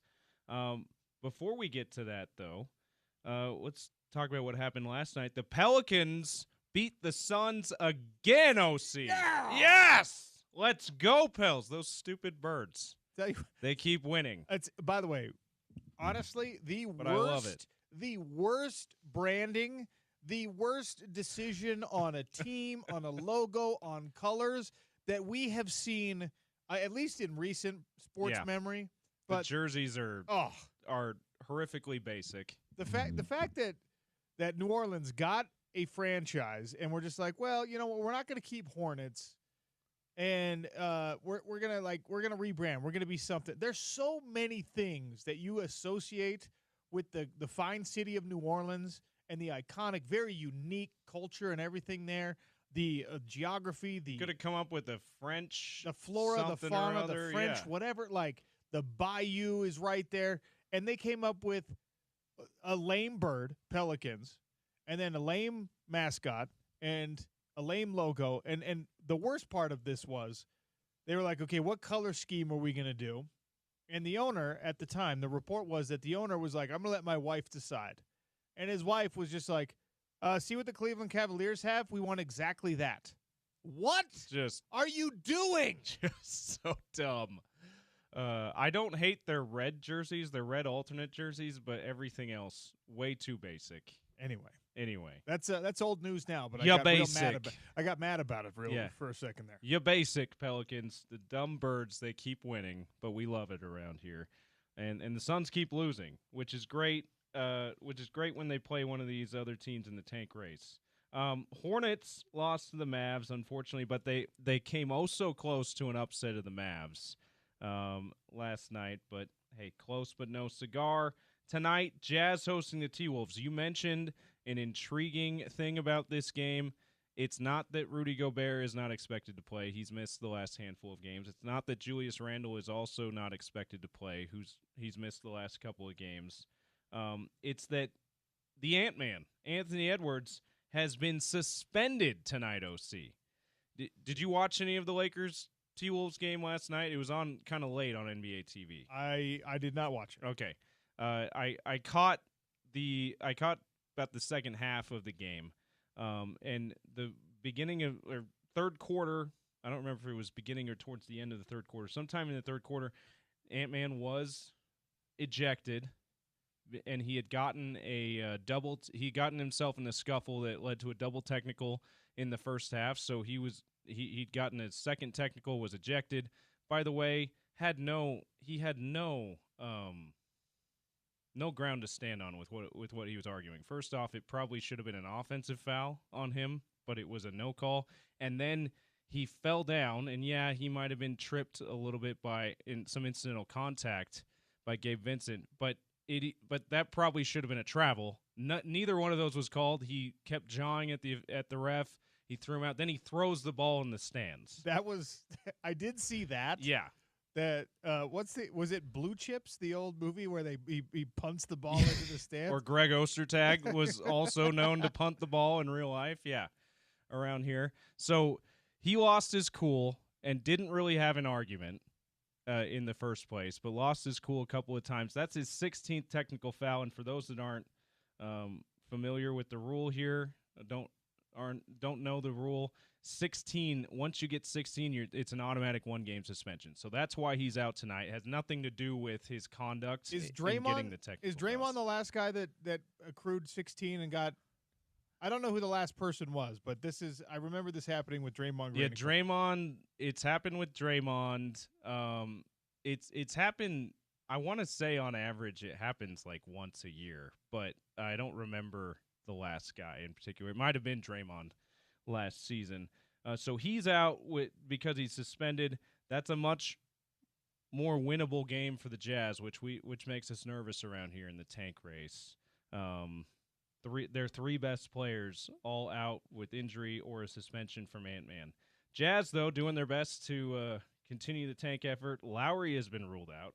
John Collins, Colin Sexton, who's missed a good number of games here in a row, and Jordan Clarkson are questionable.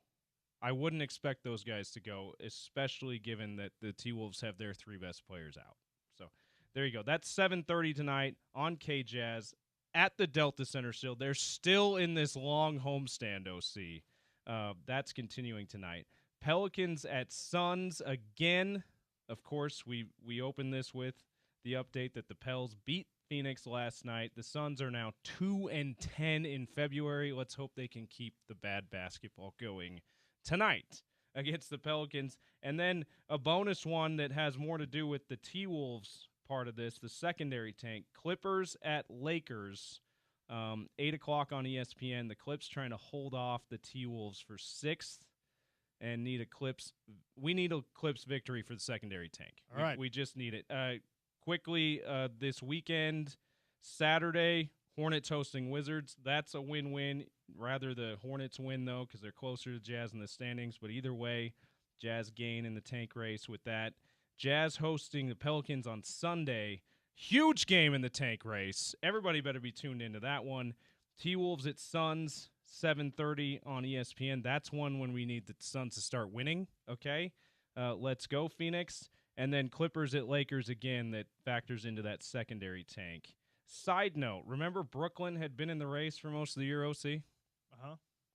We moved them out. They're now ahead of the Sixers in the standings. But the Sixers are still too good to be in the tank race. Trust the process, okay? The Nets went from being second, third, and fourth in the tank race for most of the year to just a game and a half out of the play-in tournament. Well, good for them. I like that. At 16 games under 500, they're a game and a half out of the play-in tournament. It's going to be bad teams in that play-in. The East is just bad. Yeah. Because you got me thinking about technical fouls with Anthony Edwards getting 16. Do you know who holds the NBA career record for most technical fouls? Is it Rasheed Wallace? No. Rasheed Wallace, he holds the single season record. Is it Karl Malone? It's Karl Malone. Yeah, that's right. Karl Malone, in his career, 332 technical fouls. Just another record for Karl Malone. In his career. Charles Barkley came in second with 329. Yeah. Charles Barkley's per-game average of technical fouls was 0.28 per game. Oh my so gosh. every 4 games he was getting a tech. Yeah. Charles Barkley, 329. Rasheed Wallace came in at number 3. He's 317. Gary Payton, 250. Dennis Rodman, 212. The single-season record does belong to Rasheed Wallace, who got 41 technical fouls in the 2000-2001 season. Yeah, I forgot for momentarily that it's Karl Malone. The elbows were a lot of those. Oh, yeah. Just giving that rogue elbow right to Isaiah Thomas's noggin or David Robinson's noggin. Yeah. Standings update. Wizards still number 1 in the tank race. Surprise, surprise. 4 games up on the Jazz, who are now tied with the Hornets at 14 and 44, 4 games back. Pelicans, now those dumb birds, 5.5 games back. They're just falling farther and farther back at 16 and 43. T-Wolves tied for 7th in the West with Golden State now, and they're both 1 game behind the Clippers for 6th. Still 4.5 games ahead of the 11th place Suns. Also, if you need a break from the tank, guys, Celtics hosting the Nuggets Sunday morning. Those are the last 2 NBA champions. They're trying to win, OC. Oh. Joker versus Jason Tatum should be an awesome matchup. Coverage at 10:30 here on Utah's #1 Sports Talk. We're not just your home of the NBA, but your home of the NBA's games that actually matter. I like that, of teams that are actually trying to win. Yeah. Speaking of teams that are trying to win and finding some success, Utah Hockey Club, maybe their best performance of the entire season last night on home ice. We'll talk with Belle Fraser about it next on the Sean O'Connell Show. ESPN 700, 92.1 FM, proud part of Utah's ESPN radio network.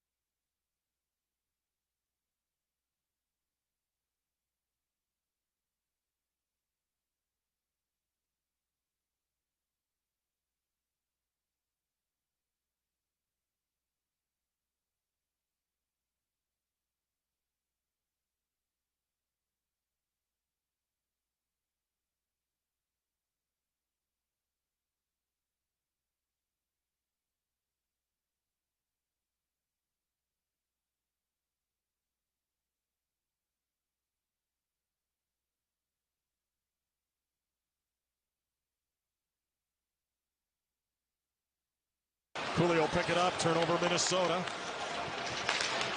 Keller. Out high, Sergachev. Now Sergachev holds to the front. Backhander, they score! Clayton Keller! What a night! A goal! 3 apples! And Utah has busted it open here.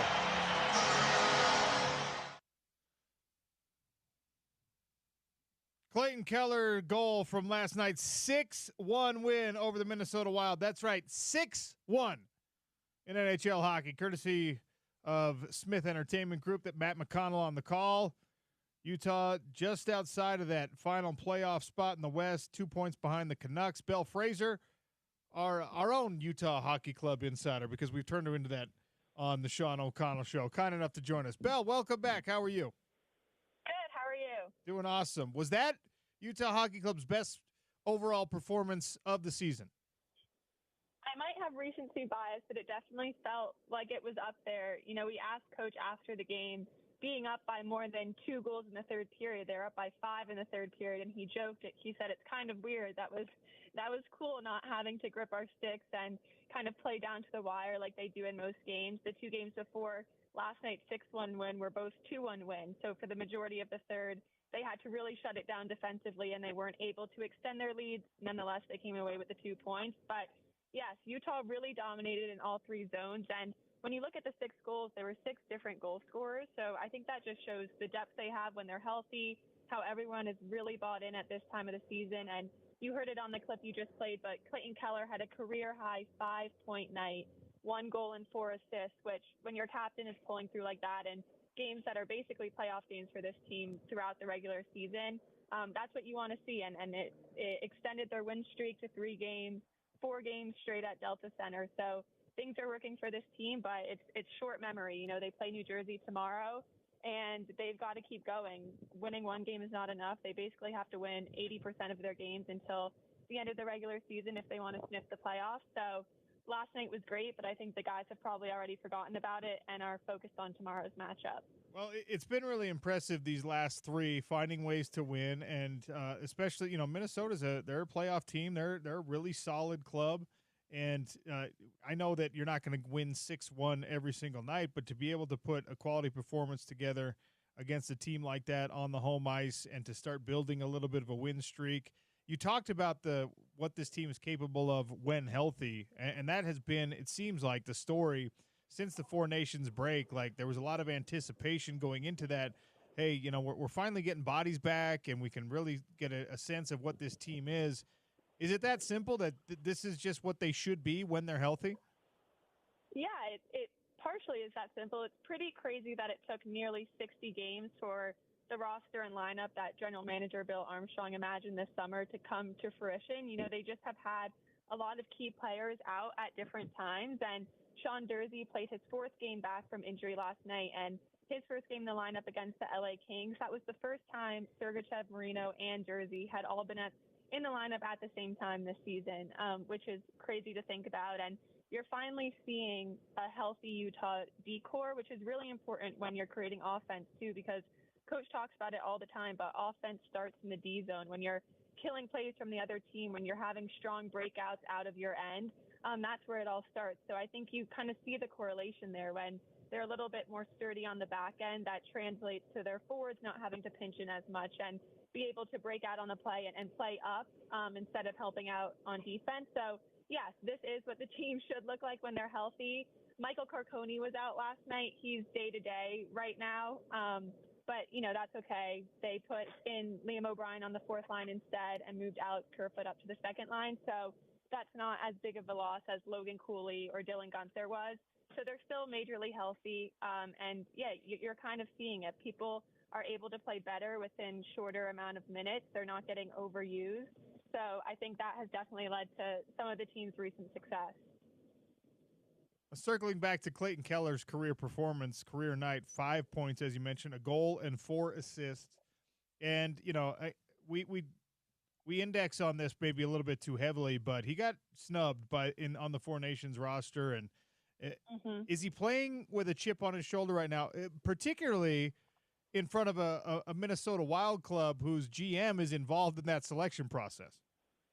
Yeah, he won't say that to the exact words, but from my perspective, I have to believe so. Clayton Keller is one of or the most competitive guys in that Utah locker room, and he expects a lot of himself. He's very proud to wear the USA and Utah jersey, so I think he's trying to bring that type of performance every single night. His goal is to win for this team, and 2 points against the Wild is the same as 2 points against the Devils or any other team in this league, but I definitely think it feels better when you have 5 points against the GM that left you off that roster. And I think last game against the Wild, he had 3 points or something like that. So he's performed very, very well in front of the team who's, like you said, GM decided USA was better without Keller on that roster. And I think when you look at their Olympic lineup, you might see Keller on that now just with how they performed in Four Nations and maybe their scoring depth, and they might need someone like Keller, but also the way he has kind of responded since getting left off. He's more than a point per game since the December rosters were announced for Four Nations. So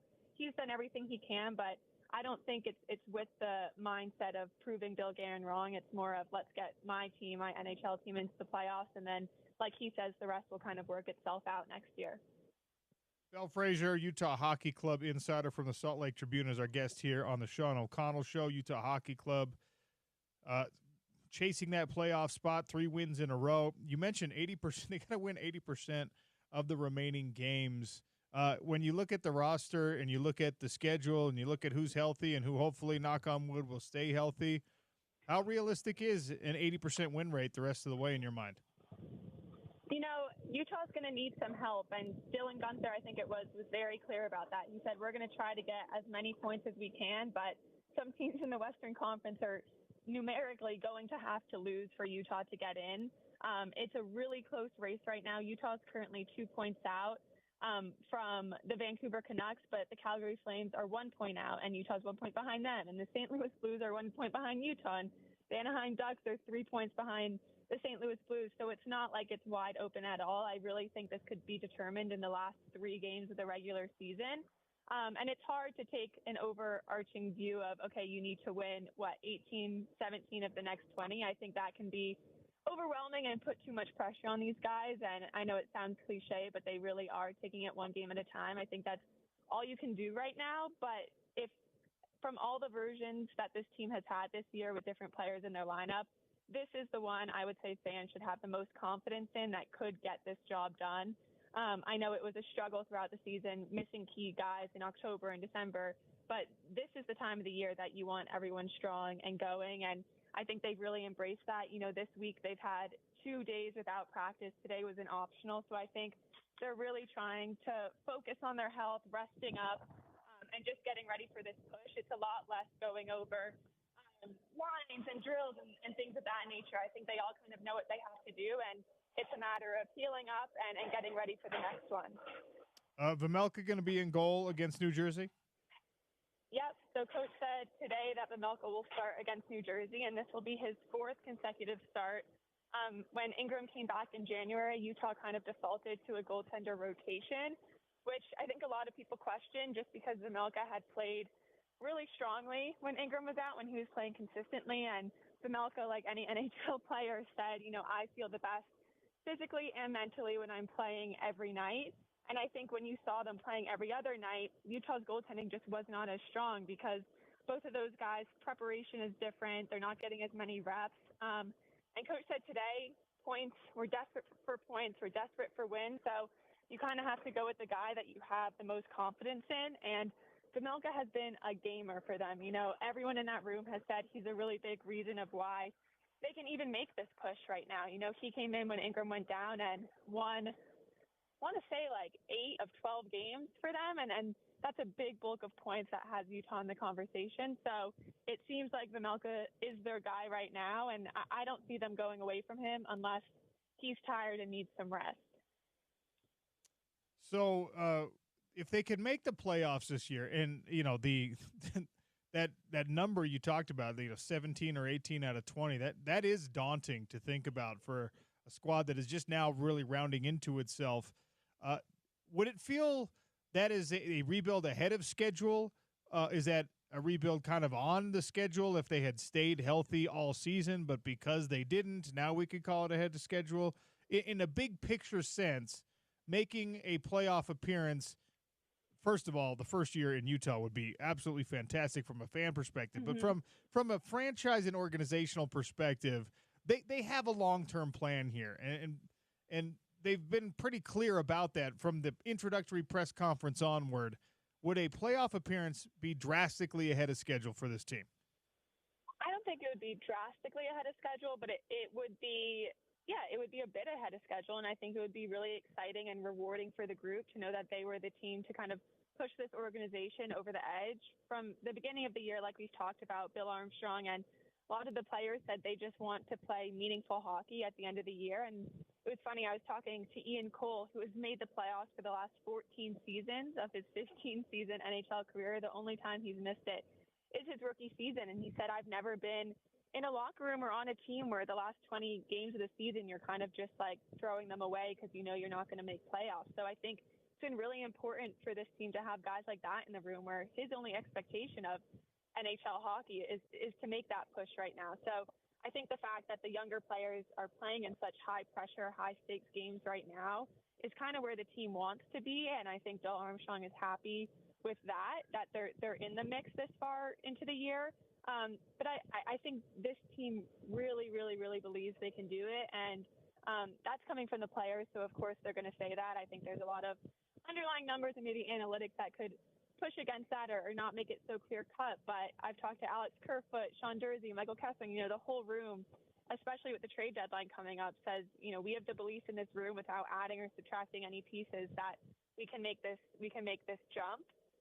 So I think that's positive, and it's positive that the players feel like Bill Armstrong won't sell off huge pieces of the team because they're close, and they forced his hand there, and that's a really big positive. The Arizona Coyotes have been sellers basically since Armstrong took over in 2020 for his overhaul rebuild. Every deadline, they lose 2 to 3 major pieces or more of their team, and that's not going to be the case this year. So I think you take that as, a step in the right direction, and then playoffs would kind of just be a bonus. In my view, it would be a fun bonus, but I don't think this season is a failure or underperforming if they don't make the cut. I'm really loving the way that Barrett Hayton's been playing as of late. What is his ceiling with this club? Yeah, I think they've been waiting for Barrett Hayton to have a season like he has this year. And at the beginning of this year, he talked about just being healthy for the first time. He hasn't played really a full NHL season, full 82 games where he hasn't dealt with injury. And he's been pretty healthy this season. So I think that's been a really big part of it. And his teammates and coach always say he's kind of the unsung hero on whatever line he's on, and he makes everyone around him better just because of the smaller things he does. He's always around the net. When he scored Utah Hockey Club's first ever hat trick, and all 3 goals he scored were just him earning inside ice, being physical in the crease, and getting those more greasy rebound goals. And that's what you need, and that's where he's successful. And he was moved up to the first power play unit as well when Logan Cooley was injured. Logan Cooley came back, and Barrett Hayton stayed at that net front position on the first unit, and Cooley's on the second unit. And Hayton had a goal and an assist on the power play last night. So I think for him, we always say it, but it's consistency for him. It's being an impact on a nightly basis. And he's currently playing with Dylan Guenther, which, that's just a great player to play with anyways, to be able to set up. So he's been a really big part of this push for them. And it's nice to see him get rewarded. I think for stretches of the year, he was good in the smaller areas, like we said, but I think it's hard for a player's confidence when you don't see your name on the score sheet. So it's nice to see it all come together for him right now, and it's obviously given his team a boost. Well, how do we get a player or Bill or somebody to accidentally give us some insight on the franchise name? It felt like early in the process, as they'd slip out like, I think it's going to be Yeti or whatever, and now they've locked it up. How do we get them to loosen the lips again?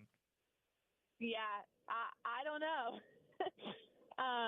I don't think they will. They've stayed pretty firm that they're going to announce the name at the end of the season, maybe around the draft time. They're not going to take attention away. I can't imagine they'd say anything now because the focus is on this team making or missing the playoffs and the trade deadline and kind of just what the roster looks like this season, the identity of the team this season. So they're pretty tight-lipped. We've gone around and asked the players their preferences on the name, and they have not given anything. My guess is they were told not to say anything, not to sway the vote. But I don't think we're going to hear anything until they're officially ready to let the announcement out. I do not have the patience for that, but I guess I'll just have to wait like everyone else. Yeah. Belle, you're the best. Thank you so much for your time again. Yep. Thanks for having me. Belle Fraser, Utah Hockey Club insider from the Salt Lake Tribune. She's been a huge asset to this show. Really, really dialed in on everything going on with Utah Hockey Club, who is, look, they are playing great hockey right now. It is a refreshing thing to see the roster fully healthy. The puck movement has been incredible. One thing I'm really curious to see is whether or not, now that everyone's healthy, you know, Bear Torney and Bill Armstrong and all these people, they talked from the beginning of the season about what they want the identity of the team to be. They want to be an aggressive team on the forecheck. They want to be incredibly physical. They want to be a team that if the puck comes anywhere near you, you're attacking, you're trying to get that thing into the back of the net. And I think offensively, you're seeing flashes of that identity. I was there the other night. I didn't get to go to last night's game, unfortunately, because it was maybe their best performance of the year against the Chicago Blackhawks, who admittedly are not the best example of a great team in the NHL right now. I was looking to see if now that everyone's back, right, and back on the ice, whether you're going to get that sort of like bully identity. And it didn't feel that way. That was a winning performance for the Utah Hockey Club against Chicago, but I'm still waiting to see this team just laying everybody out.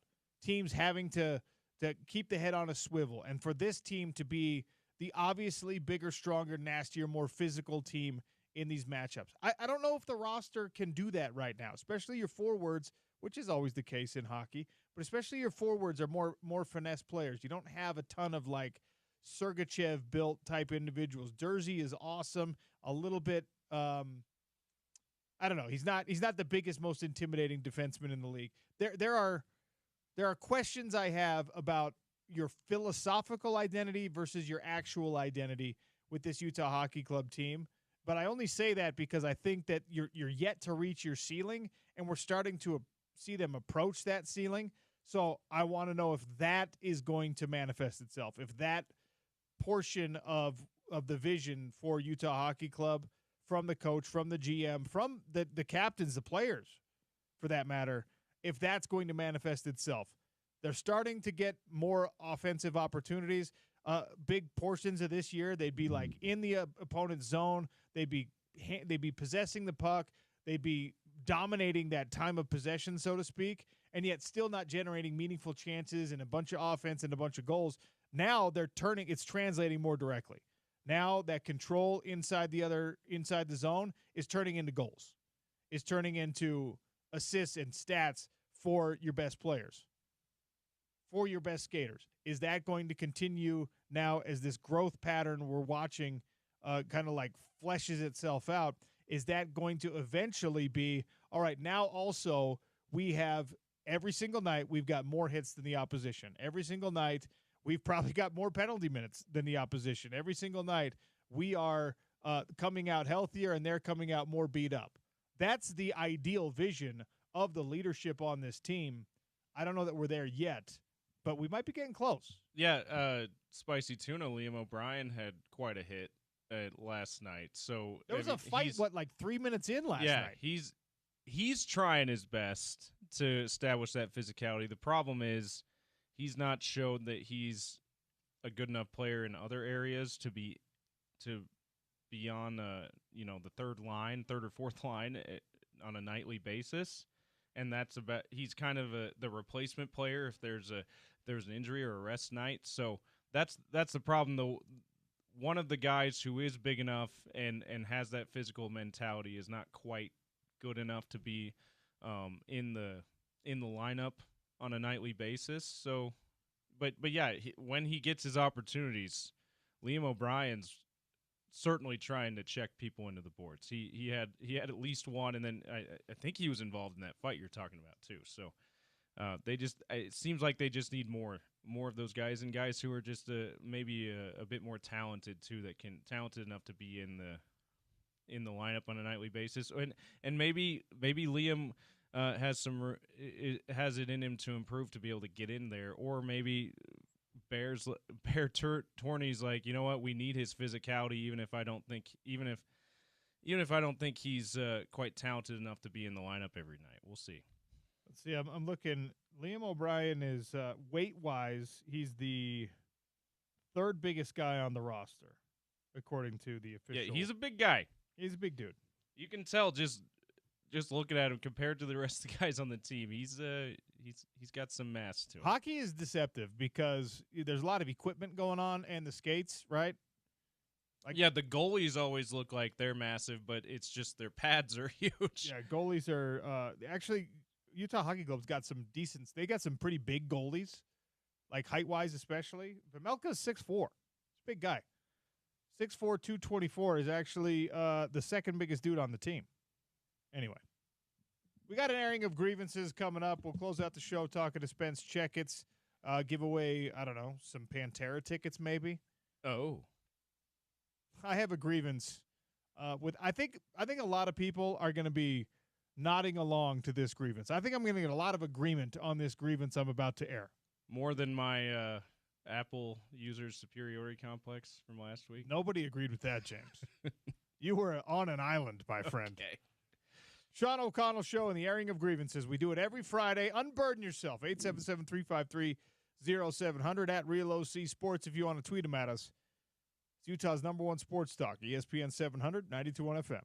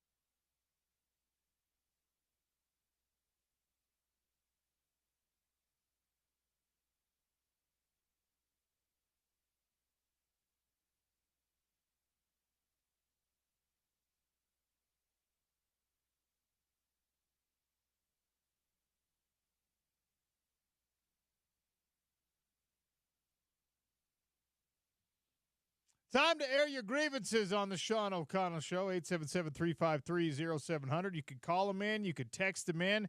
You could tweet him at me at RealOC Sports. James, I'm doing it. I'm airing a grievance against Kyle Whittingham. Oh. Not just Kyle Whittingham. Airing a grievance against Kalani Sitake. Airing a grievance against Mike Gundy. Airing a grievance against Ryan Day. Airing a grievance against every coach in college football with the exception of one, Bill Belichick.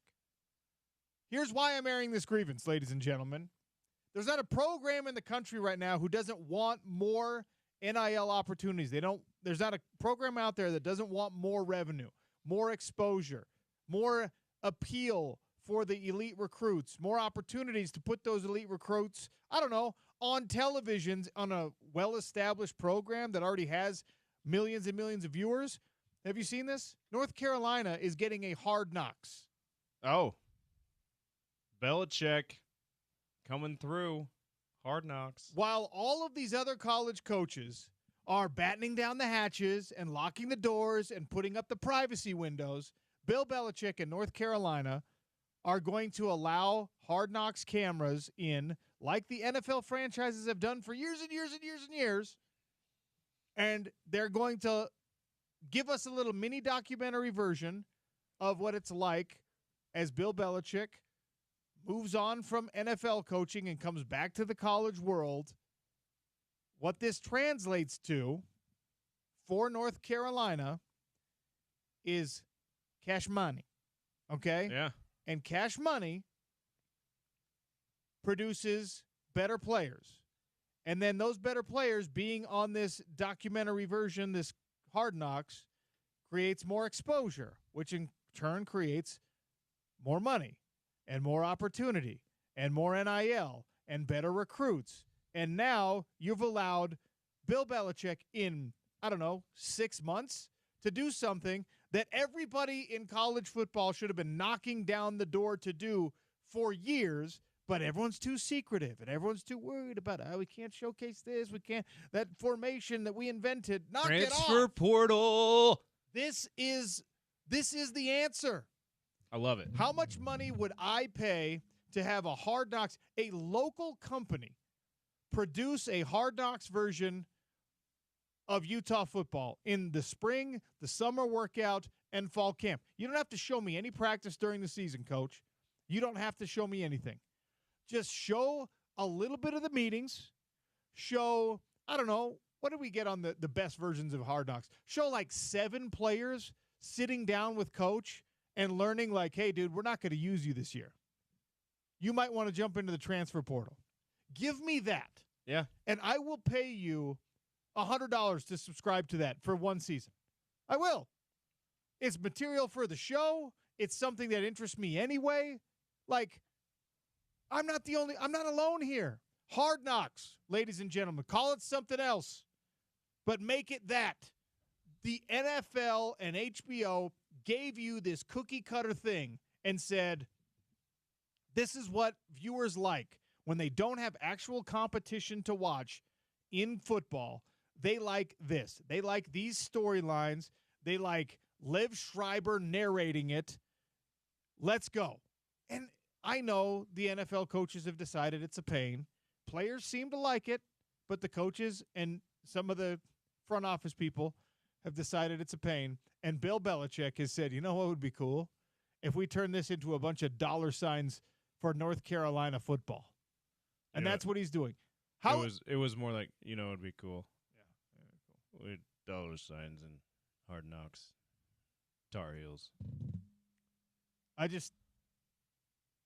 I'm up in arms about this.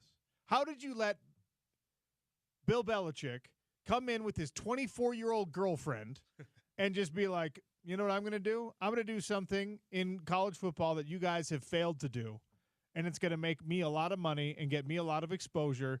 And guess what?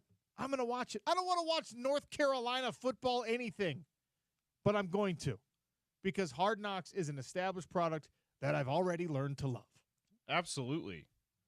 Also, you talk about the biggest story of this college football offseason so far has been the hiring of Bill Belichick.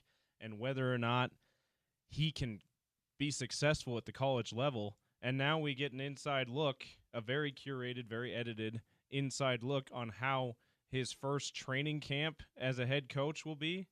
Absolutely. Fantastic idea. And who would have thought that the guy who seemed, the NFL coach who seems as anti-media as anyone else, if not the most anti-media head coach during his tenure, would be the one that signs off on, you know what, more media at my practice. Well, you know what? My first one. He views it as he sees it as a tool. Yeah, which is awesome. And he's using it as a tool, and that tool is going to make him money that he can then funnel back in to his business, which is he's going to reinvest this. Maybe for him it's painful, maybe it's not. He's gonna suffer through this, and then he's gonna reinvest that back into North Carolina football in the form of getting better players, because there are a lot of people. There are more people, by the way, that are in the 17 to 21-year-old age cohort that he's trying to attract who want to be on camera for the sake of being on camera. Absolutely. Then there are NFL players who want to be on camera for the sake of being on camera. A lot of those guys, even if they enjoy it, a lot of them, especially the veteran guys, get to it and they're just like, this doesn't help me. If anything, I'm putting myself at risk of not looking real good. Some of them are really savvy. Aaron Rodgers made himself look way better when he was on Hard Knocks. Did. You know, this is just driving me nuts. That Bill Belichick, it's not like he had to even come up with the idea. He just had to be like, yeah, that'll work here. Yeah, we're gonna use that at the college level. Anyway. That's my grievance. Well, my grievance is with all of you coaches out there listening, because I know that every coach in America listens to the Sean O'Connell Show. Yeah, and the other thing about it, if you're going to be wary about showing any part of practice, you get to pick which plays from practice, which part of practice you want on this documentary. You could have just the great catches. You could have just a tackle from the practice. It's B-roll, to use an industry term anyway. Like, it's not like you could still have all this control that you need. You feel like you need. Hard Knocks began 24 years ago. 2001, Baltimore Ravens, the first season of Hard Knocks, okay? Can you remember a time in the last 2 decades plus where an NFL team was like, I can't believe they showed that play on Hard Knocks that we were going to use to win a Super Bowl? Yeah, no. Absolutely Has it created a competitive disadvantage for anybody in the NFL? By the way, all their practices you can watch anyway. So yeah, this drives me nuts. Anyway, I've taken up too much time. All good. So what grievance do you have to air? My grievance is with one LeBron James. Okay. I don't know if you saw this last night. So after Anthony Edwards had his ejection that we talked about earlier, he's suspended tonight against the Jazz because he's got too many technical fouls on the season. As a result of that ejection, in the post-game press conference, he was asked about how lots of people are assuming Anthony Edwards is the next face of the league. And LeBron, as the longtime face of the league, along with Steph Curry recently, it seems like a great person to answer that question, right? No, instead of giving us even just a canned answer about how, yeah, he's a terrific young player and I love his competitiveness, no, he decides to use that opportunity to say, why would anyone want to be the face of the league when all the people cover our game and talk about our game on a day-to-day basis basically bleep on everybody? My grievance is with LeBron James right now, but with this generation of entitled NBA players in particular. We're talking about NBA players right now, but it's not just NBA players. Because it's LeBron talking about it and because it seems to be very pervasive in the NBA, we'll use them as the target for my grievance, who have all of them have a podcast. All of them put everything online, and yet they hate the media. They want to be the media, but they hate the media. They hate the media, but they want to be it. It's gotten so tired, and it's not just because I happen to work in media, but of course that colors some things. We all have our own biases for whatever reason.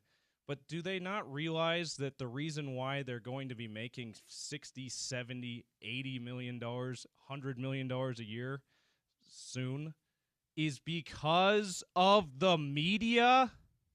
Stop acting like they're always out to get you. We're not. Even if, okay, we are annoying probably. I'm sure annoying. we are. I'm annoying to pro athletes and coaches who have to spend time talking to me when they don't want to. I acknowledge that I'm annoying, okay? I also have neighbors who are annoying, all right?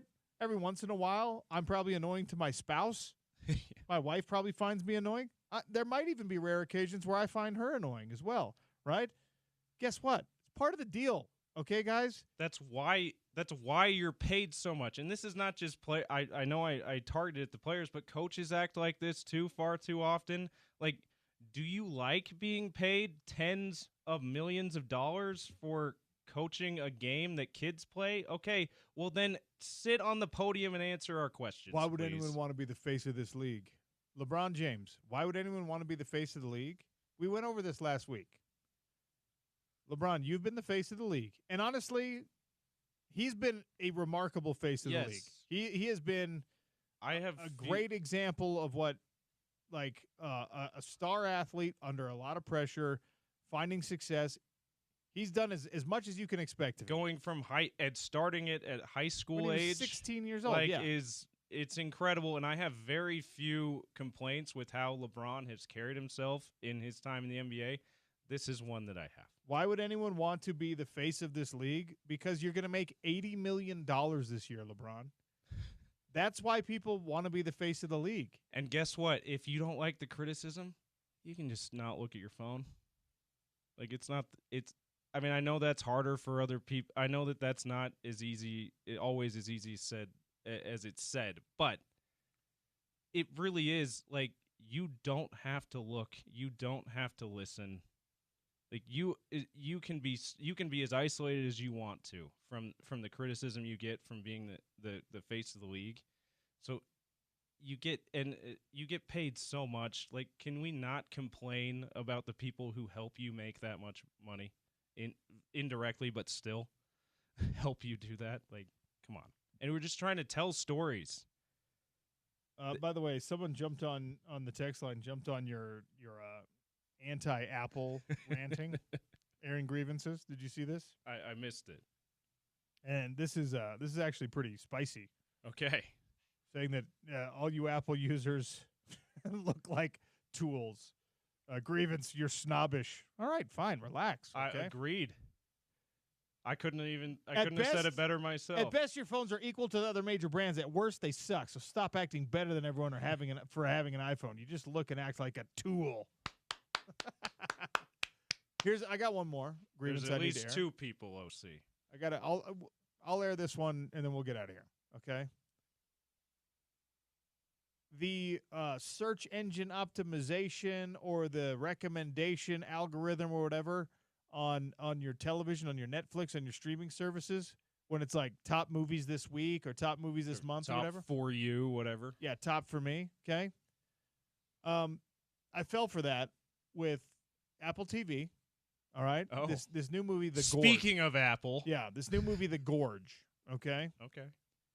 It's Miles Teller, an actor I quite enjoy. Anya Taylor-Joy, an actress I do not enjoy at all.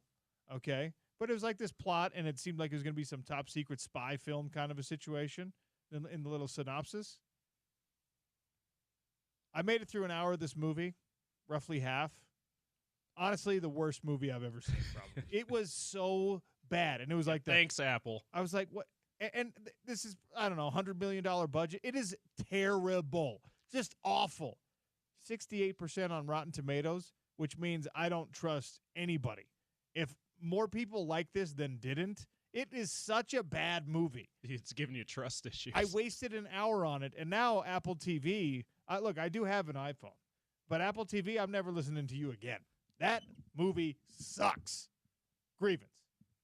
Put it on a word, just to put a word, end this on a more positive note, even though it is the airing of grievances. Okay. Speaking of recommendations that went from your streaming service, Netflix recommended 0 Day to me, the new Robert De Is it Niro. good?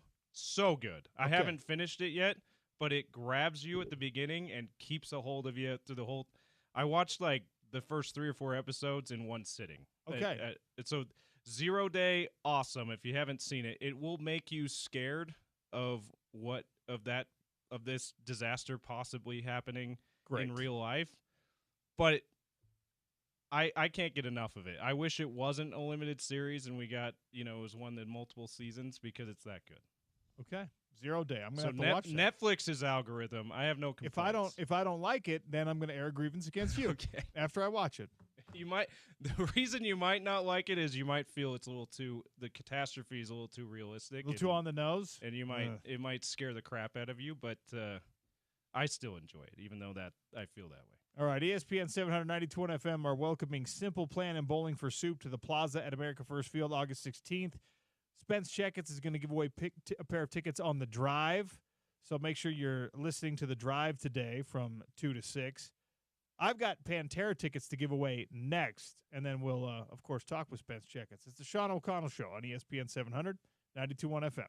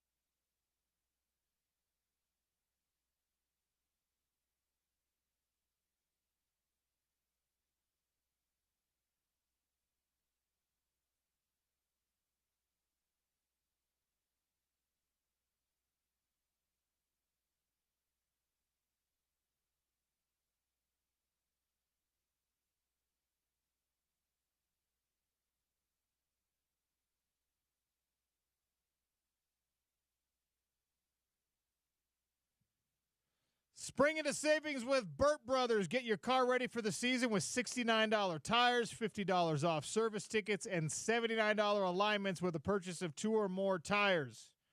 Don't wait. The deals won't last forever. Stop by your nearest Burt Brothers today. Burt Brothers does it better. Spence Checketts is at Tim Dolly Nissan today, so I lied to you about the crosstalk thing. My bad, sorry. We'll just give away these Pantera tickets and then send you into your weekend. Pantera is coming to the Utah First Credit Union Amphitheater in August. 2 tickets. If you could tell me Utah Jazz taking on the Minnesota Timberwolves, Ant Edwards will not be there because he got too many technical fouls. 16 technical fouls lead to a 1-game suspension. So we were talking about technical fouls earlier on the show. Which NBA legend leads the NBA in career technical fouls? Hint, hint, wink, wink. It's somebody you know very well. Who has more technical fouls than anybody in the history of the association? 877-353-0700 for 2 Pantera tickets with the right answer there. James, you a technical foul guy? You ever get any technical fouls in church ball?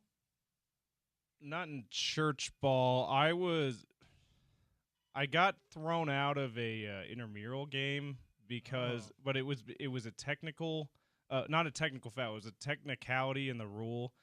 Someone else started a fight with me, and I didn't really retaliate very much, and they threw us both out. I got pissed about it because I'm like, dude, this guy started shoving me.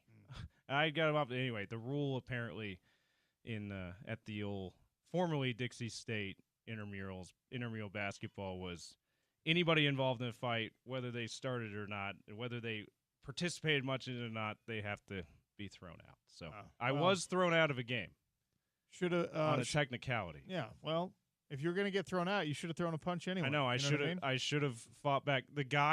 This guy. So he boxed me out into like the bleachers that were. It's in the practice gym is where this was. So the bleachers were up, and the hoop was like maybe a foot away from the bleachers. So I get boxed out into these bleachers like a gentle hockey check into the boards, right?